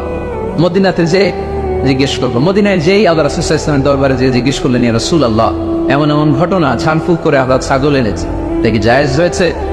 আল্লাহ রাসূল সাল্লাল্লাহু আলাইহি ওয়াসাল্লাম বলে, জায়েজ হয়েছে মানে? অবশ্যই জায়েজ হয়েছে। কোরআনের দাম বাড়ায় দিয়ে আসছো মিয়া। ছাগল কিছু থাকলে আমার ঘরে পাঠায়। সুবহানাল্লাহ পড়তে বলে না। ওয়ালাকাদ আতাইনাকা, বুখারীর হাদিস, ওয়ালাকাদ আতাইনাকা সাবআম মিনাল মাসানি ওয়াল কুরআনিল আযীম। নবী হে, নিত্য পাঠনীয় সপ্ত বাক্য দিয়েছি, যেই দোয়া করে ফু দিতে দেরি, অসুস্থ ব্যক্তি সুস্থ হতে দেরি হয়। এজন্য আল্লাহ ইরশাদ করেন, অনুনাজ্জিলু মিনাল কুরআনি মা হুয়া শিফাউ ওয়া রাহমাতুল লিল মুমিনিন ولا يزيد الظالمين إلا خسارا। এই কোরআনকে আমি শিফা হিসেবে নাযিল করলাম, এই কোরআনকে আমি রহমত হিসেবে নাযিল করলাম, এই কোরআনকে আমি তোমাদের জন্য হেদায়েত হিসেবে নাযিল করলাম। তোমাদের কোরআন রহমত এনে দিবে, বরকত এনে দিবে, শিফা এনে দিবে, কিন্তু জালেমদেরকে কিছু এনে দিবে না। ঠিক কি না? ওয়ালা ইয়াজিদিল যালিমিনা ইল্লা খাসারা। জালিমদের অকল্যাণ করবে, জালিমদের কল্যাণ নাই এই কোরআনে। জালিম যদি হেদায়েতের নিয়তে কোরআন পড়ে তাহলে কল্যাণ পাবে, তা না হলে কল্যাণ পাবে না। তো এখন থেকে আমরা যদি অসুস্থ হয়ে যাই, যে সূরাটা পড়ে আমরা ঝাড়ফুঁক করবো, সূরাটার নাম আরো জোরে বলেন, ফাতিহা। এই সূরাটা কোরআনের ধারাক্রম অনুসারে 1 নম্বর সূরা, নাম্বার 1। কয় নাম্বার? 1 নম্বর। এই সূরাটা মাক্কাতুল মুকাররমায় নাযিল হয়েছে, তাই এটি মাক্কি সূরা। কি সূরা? মাক্কি সূরা। এই সূরার আয়াত সংখ্যা 7টি। কয়টি? এবার আমি প্রশ্ন করব, আপনারা উত্তর করবেন আওয়াজ করে। সূরার নাম, ক্রমিক নাম্বার, আয়াত সংখ্যা। সূরাটা মাদানী। কি সূরা? মনে থাকবে তো? আসলে প্রতিদিন এই সূরাটা পড়ি, এই সূরাটার তাৎপর্য কি, মর্মবাণী কি আমাদের জানার দরকার আছে না? কিন্তু আমরা অনেকেই জানি না। জানি? আরব বিশ্বে দেখবেন ওনারা যখন তারাবির সালাত পড়ে, আযাবের আয়াত আসলে কাঁদে। পাকুন দিয়ে আপনারা কাঁদেন? জান্নাতের আয়াত আসলে দরাজ গলায় তেলাওয়াত করে। আপনারা কি করেন? আমরা করি না। কারণ ওনারা কি পড়ছেন সেটা তাৎপর্য আর মর্মবাণী ওনারা অনুভব করছেন। গত বছরের আগের বছর না গত বছর আমি হজে শাইখ আব্দুর রহমান সুদাইসির পেছনে নামাজ পড়লাম। উনি যখন সূরা কুরাইশ তেলাওয়াত করছেন, ফালিয়াবুদু রাব্বা হাযাল বাইত, এটা বলে তিনি কেঁদে দিলেন। কারণ উনি অর্থ বুঝতে পেরেছেন। আয়াতের অর্থ ফালিয়াবুদু রাব্বা হাযাল বাইত, এই কাবা ঘরের মালিক আল্লাহর ইবাদত করো, এই ঘরের রবের ইবাদত করো। আর ওই ঘরের সামনে দাঁড়িয়ে উনি ইমাম, উনি ওই ঘরের সামনে দাঁড়া আর করতেছে এই ঘরের রবের ইবাদত করো। এটা যখন অনুভব করলেন, উনি আর নিজেকে ধরে রাখতে পারলেন, উনি কান্না জুড়ে দিলেন। ওনার পেছনে আমরাও কাঁদতে লাগলাম, কারণ ইমাম যেদিকে মুসল্লিও সেদিকে। উনিও কাঁদে, আমরাও কাঁদি, কারণ অর্থ বুঝতেছি তো। আবার জান্নাতের আয়াত আসলে এমন সুরের ঝংকার তুলে তিনি তেলাওয়াত করে, মনে হচ্ছে যেন এখনই উপর থেকে রহমত নাজিল হচ্ছে, ঠিক কিনা? আমরা যখন তারাবির সালাত পড়ি, আমাদের কখন যে আযাবের আয়াত গেল, কখন যে জান্নাত গেল, আর কোন দিক দিয়ে জাহান্নাম গেল, কোন দিক দিয়ে ইউসুফ নবীর কাহিনী গেল, কোন দিক দিয়ে আমার নবীর ঘটনা গেল, কিছু টের পাই। শুধু আমরাই টের পাই না এমনটা না, যিনি পড়াচ্ছে উনিও টের পায়, ঠিক কিনা? এজন্য আমাদের চোখ দিয়ে দাঁড় দাঁড় করে পানি নামে না, আমরা অশ্রুসিক্ত হই না। জান্নাতের আয়াত আসলে আমাদের মজা লাগে না, কোরআনটারে মজা লাগাইতে হবে, ঠিক কিনা? বুঝতে হবে মাতৃভাষায়। স্মার্টফোন ইউজ করেন কারা কারা দেখি? করে আল্লাহ, সবাই স্মার্ট তো দেখি। এত স্মার্ট মানুষ এখানে থাকে। তো স্মার্টফোনের ভেতরে কিন্তু কোরআনের অ্যাপস ডাউনলোড করা যায়। কোরআনের অ্যাপস ডাউনলোড করবেন, করে আপনি পড়বেন, যা বলার আল্লাহ সব বলে দিয়েছে, নতুন করে আর কিছু বলবে না। বলবে এই কোরআন শুরু হয়েছে বিসমিল্লাহির রহমানির রহিম দিয়ে, বা দিয়ে, আর শেষ হয়েছে যে সূরা দিয়ে, সূরাটার নাম সূরাতুন নাস। ওই সূরার শেষ আয়াতটি এরকম, মিনাল জিন্নাতি ওয়ান নাস, শেষে সিন। বা আর সিন মিলালে কি হয়? বাস। এবার বাসে চড়ে কিশোরগঞ্জ শহর যাবে, এই বাস কি ওই বাস না? এই বাস মানে যথেষ্ট, বাস মানে এনাফ, সাফিসিয়েন্ট। মাঝে মাঝে এরকম হয়, আমরা খাচ্ছি, আমাদের পাতে খাইতে পারি না, আরো তুলে দেয়, কারণ হুজুর একদিন পাইছে, খাওয়াই আজকে মাইরা ফেলবে। তো আমরা বলি বাস বাস, আর লাগবে না ভাই, আর পারছি না, বাস মানে যথেষ্ট আমার জন্য। তো আল্লাহ বোঝাতে চাইলে 30 পারায় যা দিয়ে দিছে হেদায়েতের জন্য, বাস যথেষ্ট, নতুন করে কোনো কথার দরকার নাই। চিল্লায় বলেন ঠিক কিনা? It's a problem solving methodology, it's not a problem creating methodology. কোরআন কখনো প্যাচ লাগায় না, প্যাচ খোলে। এই যে সুতা দিয়ে বাঁধতে গেলে অনেক সময় প্যাচ লেগে যায় না, এটার কি বলেন আপনারা? গিট্টু। এই কোরআন কি গিট্টু লাগায় নাকি গিট্টু খোলে? সমস্যা তৈরি করে না সমাধান এনে দেয়? সমাধান চাও যদি জীবনে মরণে, ফিরে যাও খোঁজে নাও, চোখ রাখো কোরআনে, ঠিক না? পড়েন সবাই। সমাধান চাও যদি জীবনে মরণে, ফিরে যাও খোঁজে নাও, চোখ রাখো কোরআনে। If you want the solution this dunya and akhirah, go back, have a look to the holy কোরআনে, তাই না? সমাধান যদি চাই, চোখ রাখতে হবে কোথায়? নাকি এটিএন বাংলার পর্দায়? আসিতেছে আগামী শুক্রবার, ওই পর্দায়, রঙিন পর্দায়, রূপালী পর্দায়, যেই বইয়ের দিকে চোখ রাখতে হবে, বইটার নাম কোরআন। কোরআন, প্রিফেস অফ দ্য বুক, মানব সমস্যার সমাধান, সব কিছুর সমাধান এই সূরার ভেতরে দিয়ে দিয়েছে কে? এজন্য নতুন করে আল্লাহ কিছু বলবে না। পাগল দিয়ার ভাইয়েরা, এই মোবাইলের ভেতরে কোরআনের অ্যাপস ঢুকাবো আজকে আমরা, আজকেই, কালকে না, কালকে ভালো হয়ে যাব, কালকে ভালো হয়ে যাব, কালকে থেকে নামাজ শুরু করব, এরকম অনেক কথা বলতো। এরা আজকে কবরে শুয়ে আছে, এদের জীবনে কালকে আসে নাই। আমরাও তাদের মতো এই লসের খাতায় নাম তুলতে চাই না। আমরা ভালো হবো কবে? এই মুহূর্তে, ঠিক না? আমরা আজকে থেকেই যেন মোবাইলে কোরআন, বাংলা আল কোরআন ডাউনলোড করে নেই এবং প্রতিদিন একটু একটু করে কোরআন পড়ব। এত ওয়াজ নসিহত, এত তাফসীর, এত হাদিসের ব্যাখ্যার দরকার নাই। আমার এই কথাটা ঠান্ডা মাথায় যদি আপনারা মেসেজ হিসেবে রিসিভ করতে পারেন আর পকেটে করে একটু বাড়ি পর্যন্ত নিয়ে সবাই শোনায় দিতে পারেন, দ্যাটস এনাফ। আজকের মাহফিল সফল, ঠিক কিনা? আমরা কোরআনকে সাথী বানাতে চাই, কোরআনকে আমরা বন্ধু বানাতে চাই। আমাদের নিঃসঙ্গ সময়ের সাথে যেন হিন্দি গান না হয়, আমাদের নিঃসঙ্গ সময়ের সাথে যেন ক্রিকেট খেলা না হয়। আমাদের সাথী বানাতে হবে কোরআন। আজকে থেকে প্রত্যেকের মোবাইলে আমরা কোরআনের অ্যাপস ঢুকাবো। কারা কারা রাজি নাই? হাত তোলেন।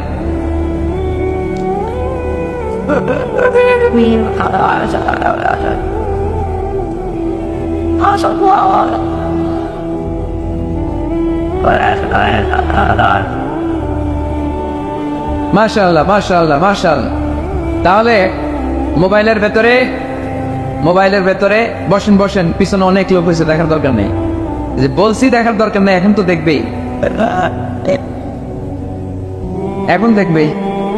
আল ইনসানু হারিসুম মা মুনিআ, মানুষকে যেটা করতে নিষেধ করা হয় বেশি, মানুষ এটা করে বেশি। সব মানুষ ওয়াজ শুনতেছে, হঠাৎ উপস্থাপক বলে হুজুর আসতেছে, কেউ পিছনে তাকাবেন না, সবাই পিছনে। এতক্ষণ কিন্তু তাকাচ্ছিল না। তো এই জন্য মোবাইলে পাকন্দিয়ার যুবক ভাইয়েরা শুনতেছো তো? কষ্ট হচ্ছে? স্মার্টফোনে আমাদের কোরআন থাকবে, কি থাকবে? আর প্রতিদিন 1 আয়াত, 2 আয়াত, 3 আয়াত হোক আমরা কোরআন পড়ব। আল্লাহ যদি আবার আমার হায়াতে বাঁচায় রাখে, আমি যদি আবার এই পাকন্দিয়ার মাঠে কোনোদিন আসি, আমি কিন্তু ফিডব্যাক নিব। ওই দিন জিজ্ঞেস করবো কাদের কাদের মোবাইলে কোরআন ঢুকছিল, কারা কারা কদ্দুর পড়ছেন। ওই দিন যদি হাত তুলে বলতে পারেন হুজুর ওই দিনের মাহফিল শুনে আমি এতটাই পরিবর্তন হয়েছি, প্রতিদিন 2 আয়াত 3 আয়াত করে পড়তে পড়তে কোরআনের 15 পারা আমার শেষ। কেউ যেন বলতে পারেন 20 পারা আমার শেষ। কারো মুখে যেন আমি শুনতে পাই যে 30 পারা আমাদের শেষ। পারা যাবে? এই কথাগুলো শোনানোর জন্যই তাফসীর মাহফিল। এটা আমাদের সৌভাগ্য যে আমাদের কথা শুনে মানুষ পরিবর্তন হয়। আমরা যখন এয়ারপোর্ট পাস করি, দেশের বাইরে যাই, লোকজন দৌড়ে আসে, এসে বলে হুজুর কোরআনের কথা শুনে পরিবর্তন হয়েছে, আমি আপনার কোরআন ক্লাসের ছাত্র। ওই দিন এয়ারপোর্টে পুরো ফ্যামিলি, বাবা মা ভাই বোন ছেলে পেলে এসে বলে আমাদের পুরো ফ্যামিলিটা আপনার তাফসীর ক্লাসের ছাত্রছাত্রী। আলহামদুলিল্লাহ ওয়া শুকরুলিল্লাহ, লা ফাখর, লা ফাখর, কোনো ফখর নাই এতে। শুকরিয়া একজনের, তিনি কে? তাহলে প্রতিদিন কোরআন পড়বেন তো? সূরাটার নাম সবাই বলেন আর জোরে। আয়াত সংখ্যা মাক্কি না মাদানী? প্রথম আয়াতে আল্লাহ বললেন আলহামদুলিল্লাহি, আলহামদুলিল্লাহি, সকল প্রশংসার মালিক কে? তিনি হচ্ছেন রব্বুল আলামিন। হামদুল মানে প্রশংসা, হামদুল মানে কি? আর আলহামদুল মানে সব প্রশংসা, সকল প্রশংসা। প্রশংসা হয় সুন্দরে, প্রশংসা হয় আল্লাহর চেয়ে সুন্দর কেউ আছে? ইন্নাল্লাহ জামিল ইউহিব্বুল জামাল। আল্লাহ সুন্দর, সুন্দরকে পছন্দ করে কে?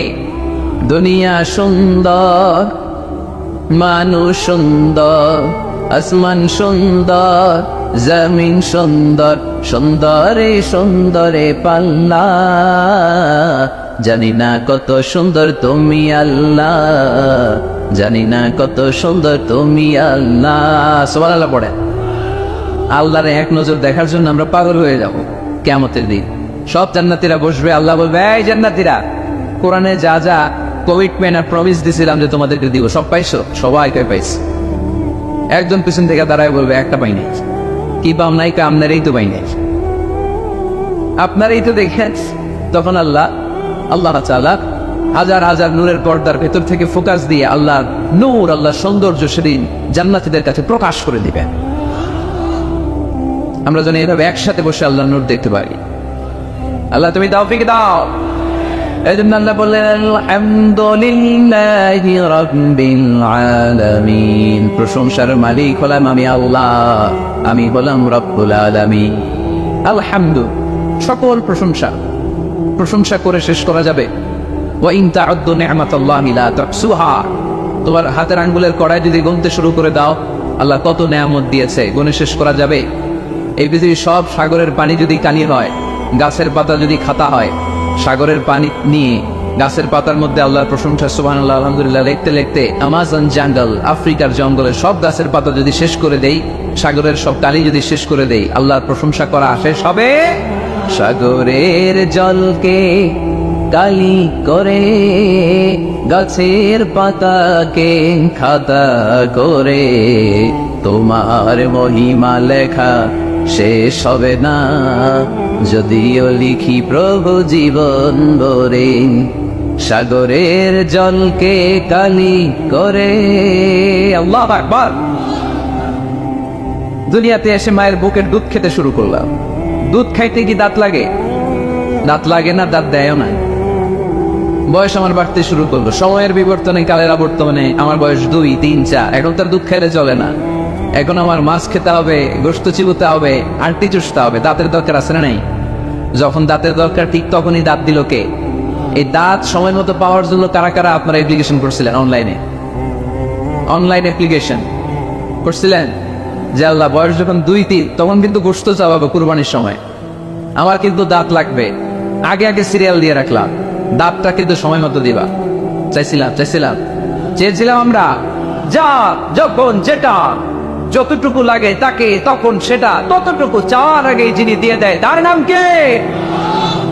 আলহামদুলিল্লাহ রাব্বিল, তার নাম রব্বুল আলামিন। চিল্লায় বলতে হবে তার নাম। আরো জোরে কি নাম? কে গড়েছেন আকাশ মাটি অবাক প্রকৃতি, কে দিয়েছেন ঘুমন্ত রাত মিষ্টি প্রভাতী, কে গড়েছেন আকাশ মাটি অবাক প্রকৃতি, কে দিয়েছেন ঘুমন্ত রাত মিষ্টি প্রভাতী, বিশ্ব নিখিল কার ইশারার ক্ষমতার অধীন, বিশ্ব নিখিল কার ইশারার ক্ষমতার অধীন। পড়েন রব্বুল আলামিন, আমাদের রব্বুল আলামিন। পড়েন রব্বুল আলামিন, তিনি যে রব্বুল আলামিন। সুবহানাল্লাহ পড়েন, তিনি হচ্ছেন রব্বুল। এজন্য আল্লাহ বললেন আলহামদুলিল্লাহি রাব্বিল আলামিন, সকল প্রশংসার মালিক আমি এমন আল্লাহ, আমার নাম হলো রব্বুল আলামিন। সুবহানাল্লাহ পড়েন। আপনারা উঠতেছেন কেন? অনেকে উঠা বসা করতেছেন, অনেক কষ্ট হচ্ছে জানি, প্রচন্ড শীত। তাহলে দোয়া করে শেষ করে দেই না? ওরে আল্লাহ, কই কি আসর পড়বেন না আপনারা? আসরের আজান কয়টায়? 45, আর 8 মিনিট বাকি। এই 8 মিনিটে কেউ উঠতে পারবে না, বসেন। 8 মিনিট পরে একসাথে বিদায় নিব ইনশাল্লাহ। পড়েন। আপনাদের গরম দুধ ঠান্ডা দূর করে একটু গরম করে দিচ্ছে আপনাদেরকে। পড়েন আওয়াজ করে, লিল্লাহি তাকবীর, লিল্লাহি তাকবীর, লিল্লাহি তাকবীর, আলহামদুলিল্লাহি রাব্বিল। সকল প্রশংসার মালিক কে? আর তিনি হলেন রাব্বিল আলাম, মানে একটা জগৎ, আলাম আলামিন মানে বহু জগৎ, মাল্টি ডাইমেনশনাল ইউনিভার্সের তিনি মালিক।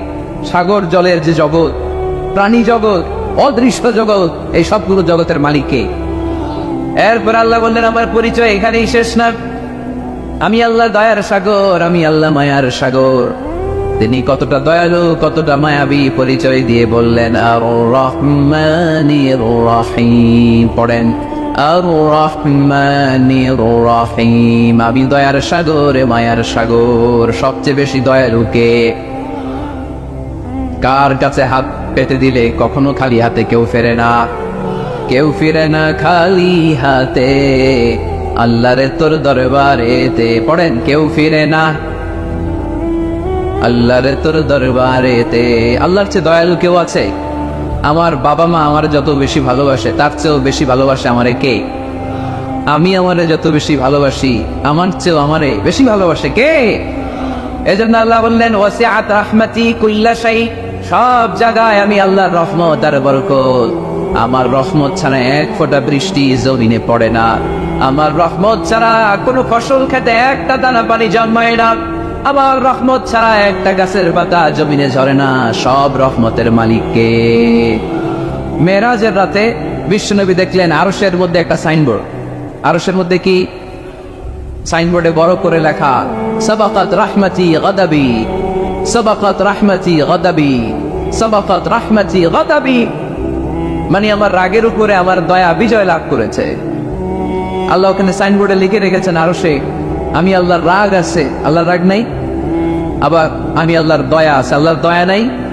আল্লাহ সাইনবোর্ডে লিখেছে আমার রাগও আছে, দয়াও আছে। তবে জেনে রাখো, আমি আল্লাহর রাগের চেয়ে দয়া বেশি, রাগের চেয়ে মায়া বেশি, আমার রাগের চেয়ে আমার ভালোবাসা বেশি। চিল্লায় পড়ি আল্লাহু আকবার।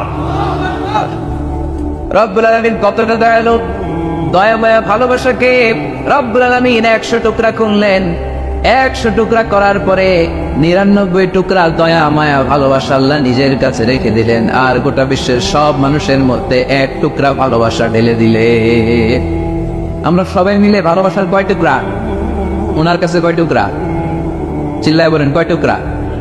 আর আমরা সবাই মিলে আদম আলাইহিস সালাম থেকে শুরু করে কিয়ামত পর্যন্ত সবাই মিলে 1 টুকরা ভালোবাসা। ওই ভালোবাসার ঠেলায় এই যে আসতেছে বিশ্ব ভালোবাসা দিবস, বিশ্ব ব্যয় দিবস। কিশোরগঞ্জে প্রোগ্রাম ছিল গত বছর 14 ফেব্রুয়ারি। ফুলের দোকানে কোনো ফুল নাই, আমি তোমারে ভালোবাসি, সব ভালোবাসা নিয়ে গেছে। কোন ফুলের দোকানে কোনো ফুল ছিল না। আহা, 1 টুকরা ভালোবাসা পেয়েছিলাম। ভালোবাসাটা আল্লাহ 100 পিস করে 1 পিস গোটা বিশ্বের সবার মাঝে ছড়িয়ে দিয়েছে। ওনার মাঝে রেখেছে 93 টুকরা। ওই 1 পিস ভালোবাসার ছিটে ফোঁটা আমি পেয়েছি, উনি পেয়েছে, উনি পেয়েছে, আমরা সবাই পেয়েছি। কিয়ামত পর্যন্ত যারা আসবে সবাই পাবে। তারপরেও কি ভালোবাসার টান! আহা, ভালোবাসার গান আছে না নেই? ভালোবাসার নাটক, ভালোবাসার ফিল্ম। আহা, এই ভালোবাসার জন্য আত্মহত্যাও করে, আছে না নেই? সালমান শাহ মইরা গেছে, এই দেশের কয়েকটা মেয়ে গলায় রশি ঝুলাই দিল। সালমান শাহ কি তোর খালু? তো সালমান শাহ মরছে, তুই বলবি কেন? কত বড় ফোড়া কপাল! কারণ ভালোবাসা ওনারে 1 ফোঁটা ভালোবাসার ছিটে ফোঁটা তুমি পেয়েছ। ছোট্ট মেয়েটা রাতে ভাত খায়, আম্মু খাও, বলে না। আব্বু অফিস থেকে আসুক, আব্বুর কোলে বসে একসাথে খাবো। ওই ছোট্ট বাচ্চাটার হৃদয়ে বাবার জন্য ভালোবাসা ঢুকাই দিল কে? চিল যখন মুরগির বাচ্চা ছৌ মেরে নিতে আসে, মা মুরগিটা জানে জীবনেও চিলের হাত থেকে বাঁচাতে পারবে না, তারপর লাফ দিয়ে যুদ্ধ করতে যায়। ওই ছোট্ট মুরগির ছানাটার জন্য মা মুরগিটার হৃদয়ে ভালোবাসা ঢুকাই দিল কে? বন্যার পানিতে আমি নিজে পত্রিকার হেডিংয়ে পড়েছি, বাচ্চা বেঁচে গেল, মরে গেল মা। বালতির মধ্যে বাচ্চাটারে তুলে মা পানি খাইতে খাইতে, গলা পানি, পানি খাইতে খাইতে শেষ, নাকের উপরে পানি উঠে গেছে, মা শেষ। কিন্তু বালতির মধ্যে বাচ্চাটা ছিল, বাচ্চাটারে শক্ত করে ধরে রেখেছিল বালতিটা, বাচ্চা মরে নাই। আহা, এই বাচ্চাটার জন্য এই মায়ের হৃদয়ে ভালোবাসা ঢুকাই দিল কে? 1 ফোঁটা ভালোবাসার ছিটে ফোঁটা তুমি পেয়েছো। 1 ফোঁটা ভালোবাসার ছিটে ফোঁটার নমুনা যদি এমন হয় যার মধ্যে তিনি 99 টুকরা ভালোবাসা রেখেছে, তার ভালোবাসা বেশি না কম? আরো জোরে বেশি না কম? এজন্য আল্লাহ বললেন, লা তাকনাতু মির রাহমাতিল্লাহি ইন্নাল্লাহা ইয়াগফিরুদ যুনুবা জামিআ ইন্নাহু হুয়াল গফুরুর রহিম। খবরদার, তুমি গুনাহ করেছো, অন্যায় করেছো, তোমার গুনাহ যত বেশি হোক আমার দয়া তার চাইতেও বেশি। ঠিক কি না? আমাদের পাপ যদি হয় খালের পানির সমান, বিলের পানির সমান, আমার আল্লাহর দয়া সাগরের পানির সমান। আমার পাপ যদি হয় পাহাড়ের সমান, আমার আল্লাহর দয়া আকাশের সমান। তাই না? আমরা কি পাপ করছি? পাপ নাই কার কার? পাপ করেন নাই, অন্যায় করেন নাই, এরকম আল্লাহর ওলি পাকন দিয়ে কে কে আছে দেখি? আছে না পাপ? বিষ্ণু বলেন, কুল্লুকুম খাত্তাউন, তোমরা সবাই পাপী, ওয়া খায়রুল খাত্তাইন আত-তাওয়াবুন। আর এই পাপীদের মধ্যে সবচেয়ে ভালো পাপী যে পাপ করার পরেই তাওবা করে। এজন্য রহমতের দরজা, ভালোবাসার দরজা, ক্ষমার দরজা আমাদের জন্য খোলা আছে না নাই? বনি ইসরাইলের এক আবেদ শত শত বছর আল্লাহর ইবাদত করেছে, তাহাজ্জুদ করেছে। কিয়ামতের দিন আল্লাহ ওই ইবাদতকারীকে বলবেন, উদখুলুল জান্নাতা বিরাহমাতি, go to the paradise with my mercy. এই আল্লাহর ওলি, আমার দয়ায় আর ভালোবাসায় জান্নাতে ঢুকে যাও। সে বলবে, আল্লাহ ইবাদত তো কম করে নেই, তাহাজ্জুদ তো কম করে নেই, তো তোমার দয়া আর ভালোবাসায় জান্নাতে যাওয়া লাগবে কেন? বলবি আমালি, আমি আমার আমল দিয়ে যেতে চাই। আল্লাহ বলবে, চাই, এত আমল করেছো তুমি, ঠিক আছে, আমার সাথে যেহেতু হিসাব করতে চাও, চলো একটা হিসাব করি। তোমার সব আমল নামা এক পাল্লায় দাও, আর তোমাকে যে দুটি চোখ দিয়ে নাজ নেয়ামত দেখার সুযোগ করে দিয়েছি, একটা চোখ আরেক পাল্লায় দাও, ওজন করো। ওজন করে দেখা যাবে মুহূর্তের মধ্যে চোখের পাল্লাটা ভারী হয়ে গেছে। আল্লাহ বলবেন হিসাব করতে চাইছিল না, এই যে হিসাব। এবার হিসাব বলে তুই এখন জাহান্নামে যাবি। কই যাবি? কই যাবি? এবার আল্লাহর ওলিকে আল্লাহ মাফ চাই, দোয়া চাই। আল্লাহ আমি জাহান্নামে যেতে পারবো না, আল্লাহ তুমি দয়া করে মায়া করে মাফ করে আমারে জান্নাত দিয়ে দাও। আল্লাহ বলবে এই তো এখন বুঝতে পারছো তুমি, আমার দয়া ছাড়া আমার ভালোবাসা ছাড়া কেউ কোনোদিন জান্নাতে ঢুকতে পারবে। তখন আল্লাহ বললেন উদখুলিল জান্নাতা বিরাহমাতি, go to the paradise with my mercy, আমার দয়া আমার ভালোবাসায় জান্নাতে ঢুকে যাও। এজন্য প্রিয় ভাইয়েরা, আমরা যেন কোনোদিন আমল নিয়ে বড়াই না করি। আমাদের এই ভাঙ্গাচুরা আমল মিজানের পাল্লায় উঠালে কোনো ওজন হবে? চিল্লায় বলেন হবে? আমরা কি আল্লাহর কাছে বিচার চাই না দয়া চাই? সেদিন যদি আল্লাহ বিচার করে আমাদের খবর আছে, মান্নুকিশা উযযিবা। আল্লাহ যদি বিচার করে সে জাহান্নামী হবে, আর আল্লাহ যদি দয়া করে তারা জান্নাতি বানিয়ে দিবে কে? রোজ হাসরে আল্লাহ আমার করোনা বিচার, আল্লাহ করোনা বিচার করেন। রোজ হাসরে আল্লাহ আমার করোনা বিচার, আল্লাহ করোনা বিচার।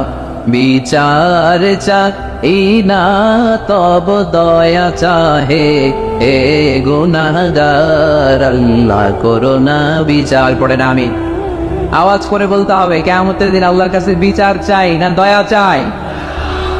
কারণ তিনি রহমান রহিম, তিনি মালিক ইয়াউমিদ্দিন, বিচার দিবসের মালিক। ইয়্যাকা না'বুদু ওয়া ইয়্যাকা নাস্তাঈন, ইবাদত চলবে একজনের, চিল্লায় বলতে হবে তিনি কে? সেজদা দেব এক জায়গায়, মসজিদে না মাজারে? আরো জোরে, মসজিদে না মাজারে? ইহদিনাস সিরাতাল মুস্তাকিম, আল্লাহ সরল সঠিক পথ দেখাও। পড়ি আমিন। সিরাতাল্লাযীনা আন'আমতা আলাইহিম, আল্লাহ ওই পথ চাই যেই পথে তুমি নিয়ামত দিয়েছো। পড়ি আমিন। গায়রিল মাগদুবি আলাইহিম ওয়ালাদ-দাল্লিন, আল্লাহ ইহুদিদের পথও চাই না, নাসারাদের পথও চাই না। এই যে দোয়াটা করলাম, দোয়ার পরে কি আমিন বলা লাগে? আমিন বলা লাগে? আওয়াজ করে প্যান্ডেল কাঁপায় পড়তে হবে আমিন। এইখানে যে কোরআনের জনসমুদ্র তৈরি হয়েছে, এটাই প্রমাণ করে ইসলামের বিজয়কে কেউ ঠেকাতে পারবে না, কোরআনের আওয়াজকে কেউ স্তব্ধ করতে পারবে না। This huge crowd of Muslim community is a victory sign for Islam. এটা কোরআনের বিজয়ের চিহ্ন। আমরা কোরআনের বিজয় দেখতে চাই, ঠিক কিনা? এই বাংলার জমিনে কালিমার পতাকা পতপত করে উড়ুক, আমরা চাই কি চাই না? মহান আল্লাহ রাব্বুল ইজ্জাতের কাছে আমাদের এই চাওয়া, আমরা যেন ইসলামকে বিজয়ী শক্তি হিসেবে দেখতে পারি। আল্লাহ তুমি কবুল করো। বিশ্বনবী হচ্ছেন প্রমিসড মেসেঞ্জার, প্রতিশ্রুত নবী। তিনি যে আসবেন প্রতিশ্রুতি দিছে কে? সবাইরে জানাইছে কে? আমি যে এখানে আসবো অ্যানাউন্সমেন্ট হয়েছে না? দেলোয়ার ভাই যে আসবে অ্যানাউন্সমেন্ট হয়েছে না? কেউ যদি কোনো মেহমান যদি কোথাও আসে অ্যানাউন্সমেন্ট হয় না? ওই আমাদের তাফসীর মাহফিলের অ্যানাউন্সমেন্ট হয় 2 দিন আগে, আমাদের সিরাতুন নবীর মাহফিলের অ্যানাউন্সমেন্ট হয় সর্বোচ্চ 2 সপ্তাহ আগে, তার চেয়ে বেশি হইলে 2 মাস আগে। কিন্তু বিশ্বনবী যে আসবেন এইটার অ্যানাউন্সমেন্ট হয়েছে মহাবিশ্ব সৃষ্টির শুরু থেকে। সুবহানাল্লাহ, তিনি যে আসবেন, হি ইজ কামিং, আসিতেছে। বিশ্বনবী আসছেন, বিশ্বনবী আসবেন গোটা বিশ্বের মানুষকে সভ্য বানানোর জন্য, নম্র বানানোর জন্য, ভদ্র বানানোর জন্য। এজন্য আল্লাহ গোটা বিশ্বের সবাইকে জানান দিয়েছেন যে বিশ্বনবী আসতেছে। সুবহানাল্লাহ, কি শানতা, কি স্ট্যাটাসটা! সাইয়েদনা আদম থেকে শুরু করে সব নবীকে আল্লাহ নবুয়তের মিশনের একটা গুরুত্বপূর্ণ মিশন দিয়ে পাঠিয়েছে। দাওয়াতি কাজ করার সাথে সাথে গুরুত্বপূর্ণ একটা কথা কিন্তু উম্মতরে বলে দিবা যে উনি আসতেছে। কথা কয় না? সুবহানাল্লাহ পড়েন। হি ইজ কামিং সুন, তিনি আসছেন। আদম আলাইহিস সালামকে আল্লাহ বানালেন 60 হাত লম্বা করে, বললেন আদম দুনিয়াতে যে তোমার ছেলে হবে জোড়ায় জোড়ায়, একই সাথে এক ছেলে এক মেয়ে, পরের বছর আবার এক ছেলে এক মেয়ে। এই ঘরের ছেলের সাথে পরের বারের মেয়ের বিয়ে, আবার ওই ঘরের মেয়ের সাথে আগের ঘরের ছেলের বিয়ে। কারণ আর দুনিয়াতে ছেলে মেয়ে আছে, বিয়ে দেওয়ার দরকার আছে না? নেই। শুধু ওনার শরীয়তেই ভাই বোনদের বিয়ে জায়েজ ছিল। চিৎকার করে পড়েন সুবহানাল্লাহ। আল্লাহ বললেন আদম অনেকগুলো আসমানি কিতাব সহিফা তোমাকে দিলাম, এই সহিফার দাওয়াত মানুষদেরকে দাও, আর ছেলে মেয়েদেরকে বলে দাও উনি আসিতেছে। কথা কন, ছেলে মেয়েদেরকে কি বলবা? উনি আসতেছেন। উনি কে? বিশ্বনবী। সুবহানাল্লাহ পড়েন। সাইয়েদনা আদম তার সন্তানদের বললেন সন্তানরা সন্তানদের বলল, শীস আলাইহিস সালাম তার ছেলেকে বলল, বলতে বলতে চলে আসলো আরেক নবী ইদ্রিস আলাইহিস সালাম। ওনারা আল্লাহ বললেন, ও ইদ্রিস, তুমিও সবাই রে বলো হি ইজ কামিং, তিনি আসিতেছে। সুবহানাল্লাহ, কত আগে থেকে। আর আমগো অ্যানাউন্সমেন্ট হয়েছে 2 দিন আগে, ঠিক কিনা? বিশ্বনবী যে আসবেন অ্যানাউন্সমেন্ট হয়েছে, ঘোষণা হয়েছে মহাবিশ্ব সৃষ্টির শুরু থেকে। সব নবীরা একের পর এক, বংশ পরম্পরা, এক নবী টু আরেক নবী, one Messenger to another Messenger, একই কথা বলে আসছিল যে তিনি আসছেন, তিনি আসবেন, আসবেন, আসবেন। আসতে আসতে সৈয়দনা ইব্রাহিম আলাইহিস সালাম, ওনার উপাধি হলো আবুল আম্বিয়া। দুনিয়াতে যত নবী আছে তিনি সব নবীদের বাবা। সুবহানাল্লাহ। খেয়াল করে শুনেন, ইব্রাহিম আলাইহিস সালামের আগে 8-10 জন নবী ছিল, আর যত নবী এসেছে সব সৈয়দনা ইব্রাহিমের সন্তান। সুবহানাল্লাহ। বাড়িতে যে বললেন, সৈয়দনা ইব্রাহিমকে আল্লাহ 2টা ছেলে দিলেন। এক ছেলের নাম হলো সৈয়দনা ইসমাইল, আর এক ছেলের নাম হলো ইসহাক। সুবহানাল্লাহ পড়েন। তার মানে সৈয়দনা ইব্রাহিমের 2টা চেইন। কয়টা চেইন? আর জোরে, এই চেনের নাম কি? ইসমাইল। এই চেনের নাম কি? সবাই কোন এই চেনের নাম? এইটার নাম? এইটা কথা কয় না, চিল্লায় বলেন এইটার নাম, এইটার নাম।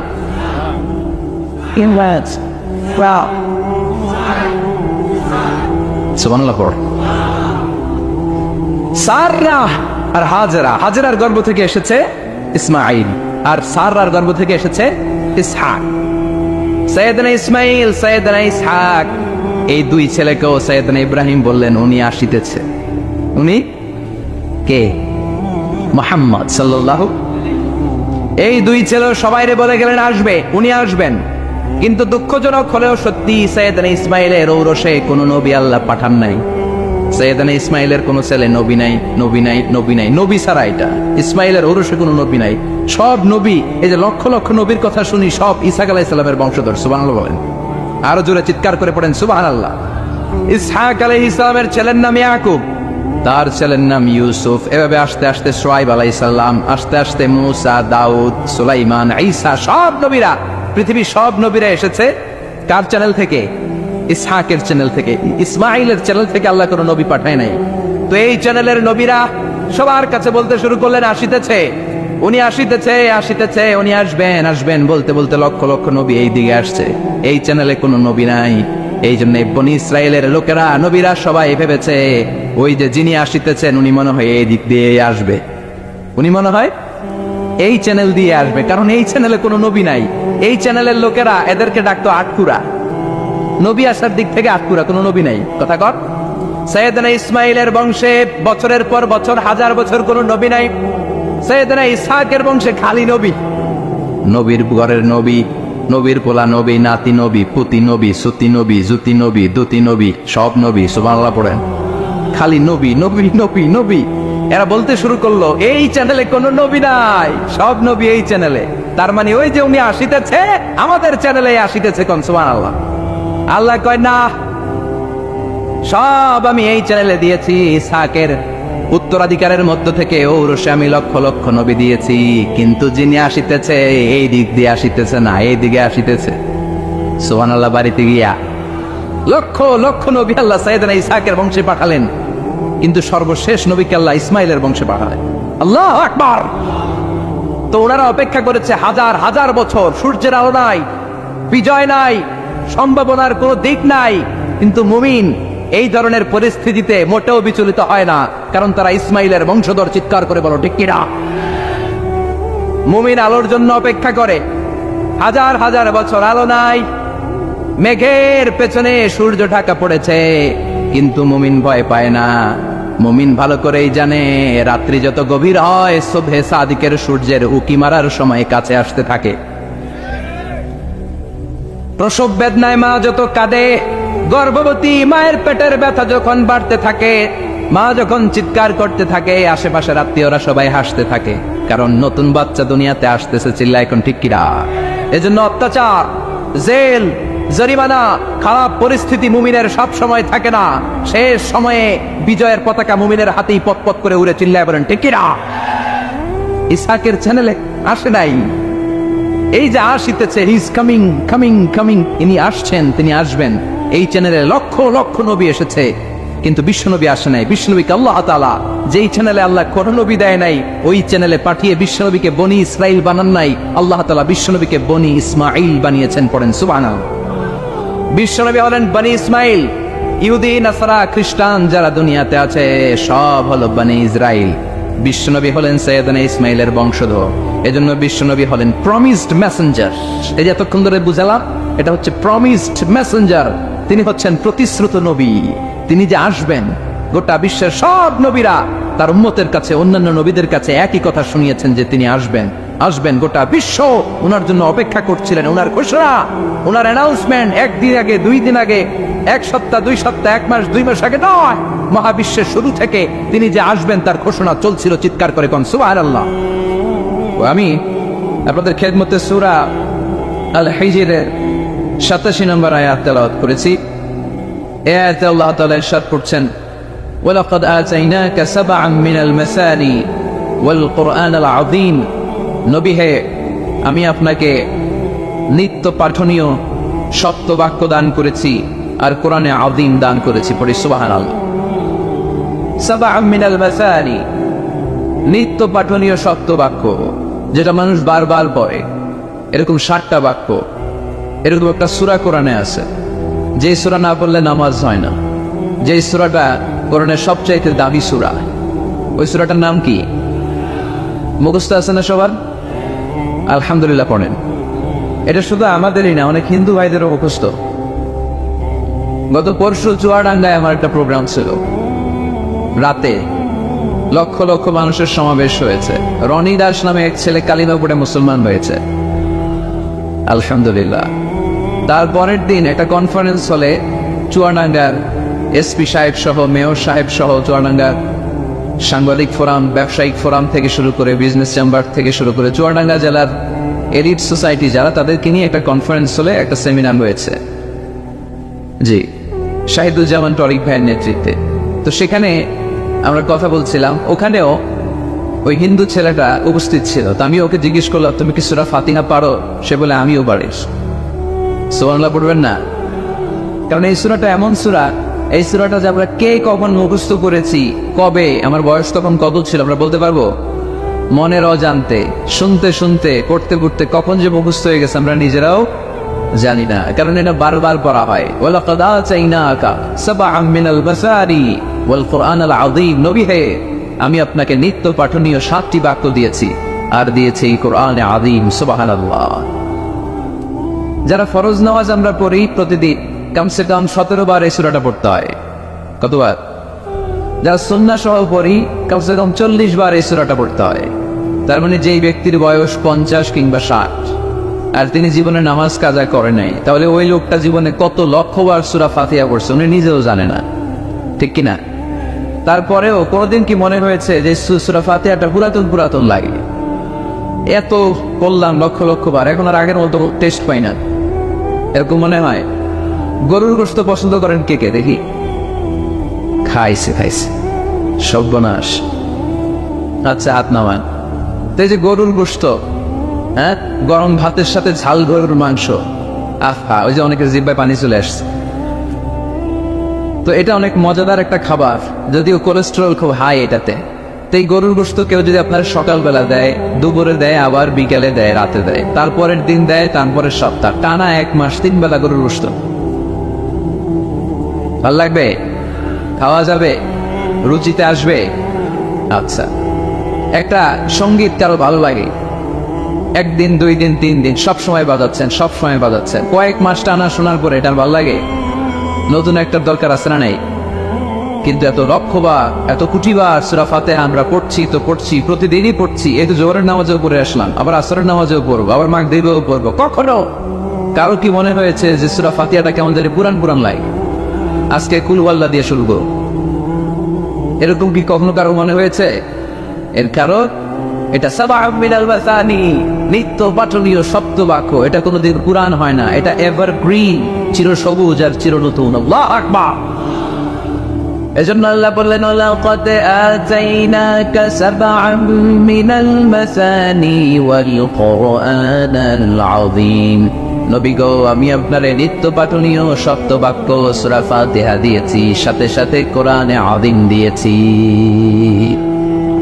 বিষ্ণু ইসলাম ইরশাদ করেন, সূরা ফাতিহার মর্যাদা, স্ট্যাটাস এত বেশি, এর সহমর্যাদাপূর্ণ কোন সূরা তাওরাতের ভেতরে নাই, ইনজিলের ভেতরে নাই, জাবুরের ভেতরে নাই, সুহুফে ইব্রাহিম আর মুসার ভেতরে নাই, আল্লাহর পাঠানো 104টা আসমানি কিতাবের কোনটার ভেতরে নাই, যেটার নাম হচ্ছে সূরাতুল ফাতিহা। পড়েন সুবহানাল্লাহ।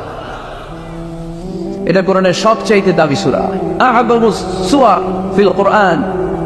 এই সূরাটা সর্বপ্রথম একসাথে এট এ টাইমে নাজিল হয়েছে, ভেঙে ভেঙে নাজিল হয় নাই। কোরআনের অন্যান্য সূরা ভেঙে ভেঙে নাজিল হয়েছে। সর্বপ্রথম যে সূরাটা একেবারে শুরু থেকে শেষ নাজিল হয়েছে, সূরাটার নাম হচ্ছে সূরাতুল ফাতিহা। আওয়াজ করে পড়েন, সূরাতুল ফাতিহা। ফাতিহা মানে হচ্ছে ভূমিকা। ফাতিহা মানে কি? ইন্ট্রোডাকশন। এই যে আমরা প্রবন্ধ লিখি, প্রবন্ধের একটা ভূমিকা আছে না? আমরা যখন গরু রচনা লিখি, একটা ভূমিকা আছে না? তো এই যে 30 পারা কোরআন আল্লাহ লিখে পাঠালেন, আমাদের জন্য দিলেন, এর একটা ভূমিকার দরকার আছে না? নেই? আল্লাহ সূরাতুল ফাতিহাকে এই কোরআনের ভূমিকা হিসেবে এই সূরার শুরুতে স্থান দিয়ে দিলেন। সুবহানাল্লাহ মাহফিলের পরে বললেও চলবে, সুবহানাল্লাহ বললে লাভ না লস। একবার সুবহানাল্লাহ বললে মাহফিল দিয়ে কি বরকতে, হুজুরা একটু বরকত কয়, পড়েন সুবহানাল্লাহ, আমরাও পড়ি সুবহানাল্লাহ। আর ওইদিকে যে আমলনামা কিভাবে উপরের দিকে উঠতেছে আমরা নিজেরাই টের পাই। একবার সুবহানাল্লাহ পড়লে এই আকাশ আর জমিনের গ্যাপ আল্লাহ সওয়াব দিয়ে পূর্ণ করে আপনার আমলনামায় ঢুকায় দিবে। দেখেন কত সালাক, সওয়াবের কথা শুনছে এবং সুবহানাল্লাহ গলা ফাটায়। সওয়াব আছে যেখানে আমরা আছি, এজন্য সুবহানাল্লাহ, আলহামদুলিল্লাহ, আল্লাহু আকবার, এই তাসবিহগুলো যেন আমরা বেশি বেশি পড়ি। তো আমরা যে সূরাটা থেকে কথা শুনতেছি, সূরাটার নাম সূরা, সবাই বলেন কি নাম? সূরাতুল ফাতিহা। এটার আরেকটা নাম হচ্ছে উম্মুল কিতাব, মানে কিতাবের মা। উম্মুনের আরেকটা অর্থ হচ্ছে সেন্টার, কেন্দ্র। এটা কোরআনের কেন্দ্র। পুরো কোরআনে আল্লাহ বিস্তারিত যা বলেছে, সূরা ফাতিহায় আল্লাহ সংক্ষেপে সেটা তুলে ধরেছে। তার মানে পুরো কোরআনকে সংক্ষিপ্ত করলে ওটা সূরা ফাতিহা হয়ে যায়, ব্যাখ্যা করলে পুরো কোরআন হয়ে যায়। এই সূরার আরেকটা নাম হচ্ছে সূরাতুল ওয়াফিয়া, কি না? মানে অখণ্ড সূরা। কি সূরা? এই সূরাকে খণ্ড করে পড়া যায় না, পড়া যায় অন্যান্য সূরাকে পড়া যায়। যেমন সূরা আর রহমানের অর্ধেক আমি এক রাকাতে বললাম, দ্বিতীয় রাকাতে বাকি অর্ধেক আমি বললাম, কোনো সমস্যা আছে? অথবা সূরা নাবার অর্ধেক আমি এক রাকাতে বললাম, দ্বিতীয় রাকাতে বাকি অর্ধেক, সমস্যা আছে? কিন্তু আমি যদি প্রথম রাকাতে সূরা ফাতিহার অর্ধেক মালিকি ইয়াউমিদ্দিন পর্যন্ত পড়া, আল্লাহু আকবার, দ্বিতীয় রাকাতে ইয়াকা না'বুদু দিয়ে শুরু করলাম, বাকি অর্ধেক, নামাজ হইছে? এর কারণ এই সূরাটা পড়লে পুরোটাই পড়তে হয়, এটারে হাফ হাফ করে পড়ার কোনো সুযোগ নাই। এজন্য এটা অখণ্ড সূরা, এটাকে খণ্ড করে পড়া যায় না। আবার এই সূরার আরেকটা চমৎকার নাম হচ্ছে সূরাতুদ দুআ। সূরাতুদ দুআ, এই সূরার ভেতরে যে একটা অসাধারণ দোয়া আছে আমরা অনেকে জানি না। দোয়াটা হচ্ছে ইহদিনাস সিরাতাল মুস্তাকিম। এর চেয়ে শ্রেষ্ঠ দোয়া হতে পারে না। 40 বছর বয়সে হেরা গুহাতে সূরাতুল আলাকের প্রথম 5 আয়াত নাযিল হলো। ইকরা বিসমি রাব্বিকাল্লাযী খালাক, read in the name of your lord who has created. বলো তোমার প্রভুর নামে যিনি তোমায় সৃজন করেছেন। এই 5টা আয়াত নাযিল হওয়ার সাথে সাথে বিশ্বনবীর গায়ে কাঁপুনি চলে এলো, জ্বর চলে এলো, অন্তর কাঁপতে শুরু করলো। আল্লাহর হাবিব সাল্লাল্লাহু আলাইহি ওয়াসাল্লাম ভয় পেয়ে পাহাড় থেকে নেমে এসে আম্মাজান খাদিজা রাদিয়াল্লাহু তাআলা আনহার কাছে গেলেন, যে বলেন, খাদিজা জাম্মিলুনি জাম্মিলুনি, আমার কম্বল চাপা দাও, আমার জ্বর আসতেছে, আমার কাঁপুনি চলে আসছে, আমার মনে হচ্ছে আমি আর বাঁচবো না। আম্মাজান খাদিজা রাদিয়াল্লাহু তাআলা আনহা ওনাকে সাহস দিলেন, কম্বল চাপা দিয়ে বললেন, ওয়াল্লাহি লা ইউখজিকাল্লাহু আবাদা। এ মুহাম্মদ, আমি আল্লাহর কসম করে বলতে পারি, আমি তো আপনারে চিনি, আমার আল্লাহ কখনো আপনার অপমান করবেন না। পড়েন সুবহানাল্লাহ। কারণ ইন্নাকা লা তাসিলুর রাহিমা। এই দেখেন কি কাজ করতে বিশ্বনবী, কাজের ফিরিস্তি শুনেন, স্ত্রীর কাছ থেকে শুনেন স্বামীর ব্যাপারে। বড় সাহেবের ব্যাপারে যদি আসল তথ্যটা পেতে চান, বড় সাহেবের ড্রাইভাররে জিজ্ঞেস করবেন, বড় সাহেবের বাড়ির দারোয়ানরে জিজ্ঞেস করবেন, বড় সাহেবের বাড়ির কাজের মহিলাটারে জিজ্ঞেস করবেন, আর বড় সাহেবের ওয়াইফরে জিজ্ঞেস করবেন। তাহলেই বড় সাহেবের আসল সব খবর পাওয়া যাবে। জোরে বলেন ঠিক কিনা? আল্লাহর হাবিব সাল্লাল্লাহু আলাইহি ওয়াসাল্লামের ব্যাপারে আল্লাহর হাবিব সাল্লাল্লাহু আলাইহি ওয়াসাল্লামের স্ত্রী আম্মাজান খাদিজাতুল কুবরা রাদিয়াল্লাহু তাআলা আনহা বলছেন, ইন্নাকা লা তাসিলুর রাহিমা, নবী হে, আপনার কোনো ভয় নাই, কারণ আপনি আত্মীয়তার সম্পর্ককে বজায় রাখেন, আত্মীয়দের খোঁজ খবর রাখেন। ওয়া তাসদুকুল হাদিতা, আপনি সদা সর্বদা সত্য কথা বলেন। সুবহানাল্লাহ পড়বেন না?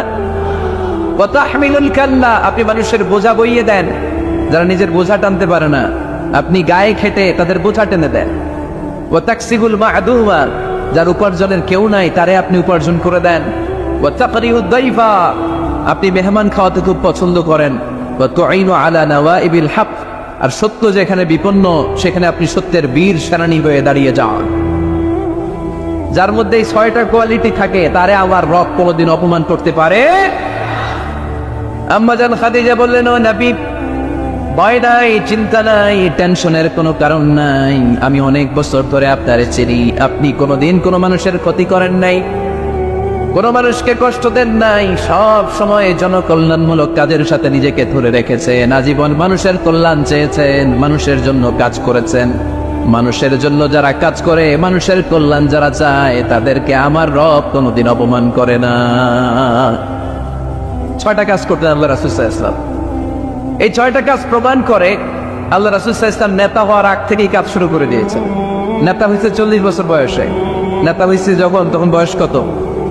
কথা বুঝে নাই বোধহয়। নেতা যখন, নেতৃত্ব যখন পেয়েছেন তখন বয়স কত? কাজ কি 40 বছরে শুরু করছিলেন নাকি? কাজ শুরু করছেন কবে? অনেক আগে। হিজ মিশন ইজ দেয়ার, যদিও নেতা হয় নাই, হিজ মিশন ইজ দেয়ার, তার কাজ সেখানে ছিল। নেতা হওয়ার জন্য তিনি বসে থাকেন নাই, কাজ শুরু করে দিয়েছে। মানুষকে খাওয়াতেন, দেদারসে দান করতেন, যেখানেই মানবতা বিপন্ন সেখানে তিনি সহায়তার হাত বাড়িয়ে দিতেন। পড়েন সুবহানাল্লাহ। তার মানে নেতা হইতে হইলে আগে কাজ করা লাগে। আগে কি করা লাগে? কাজ করা লাগে। কাজ করলে এমনিই সে নেতা, নেতৃত্ব এমনিই তার হাতে এসে ধরা দিবে। জোরে বলেন ঠিক কিনা? তাই যারা নেতা হতে চান আগে কাজ দিয়ে নিজেকে প্রমাণ করেন, বক্তব্য দিয়ে নয়। To serve before to lead. Leading করার আগে আপনাকে সার্ভিস দিতে হবে, কাজ করতে হবে, কাজের মতো কাজ, ঠিক কিনা? আমরা যাই করি না কেন এটা ভালোভাবে করলে ওই কাজে বরকত দেয় কে? আওয়াজ করে বলতে হবে, বরকত দেয় কে?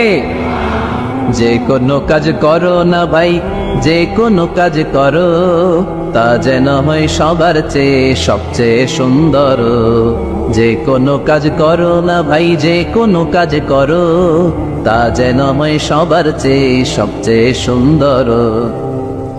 হোক না সেটা পড়ালেখা, রঙের ভাষায় ছবি আঁকা, হোক না সেটা পড়ালেখা, রঙের ভাষায় ছবি আঁকা, হোক না সেটা সামান্য কাজ কিংবা মহত্তর, তা যেন হয় সবার চেয়ে সবচেয়ে সুন্দর।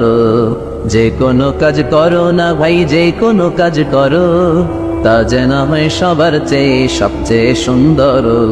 ঠিক না? যেটাই করি না কেন ভালোভাবে করবো। Never under estimate any job. The young society of Noakhali district. কোনো কাজে ছোট মনে করবো না, weather is small or big, ছোট হোক আর বড় হোক, কাজ কাজই। কাজে কোনো লজ্জা নাই, কাজে কোনো শরম নাই। শরম আর লজ্জা হচ্ছে হীনমন্যতায় আর অলসতায়, ঠিক কিনা? এজন্য কাজ করতে হবে।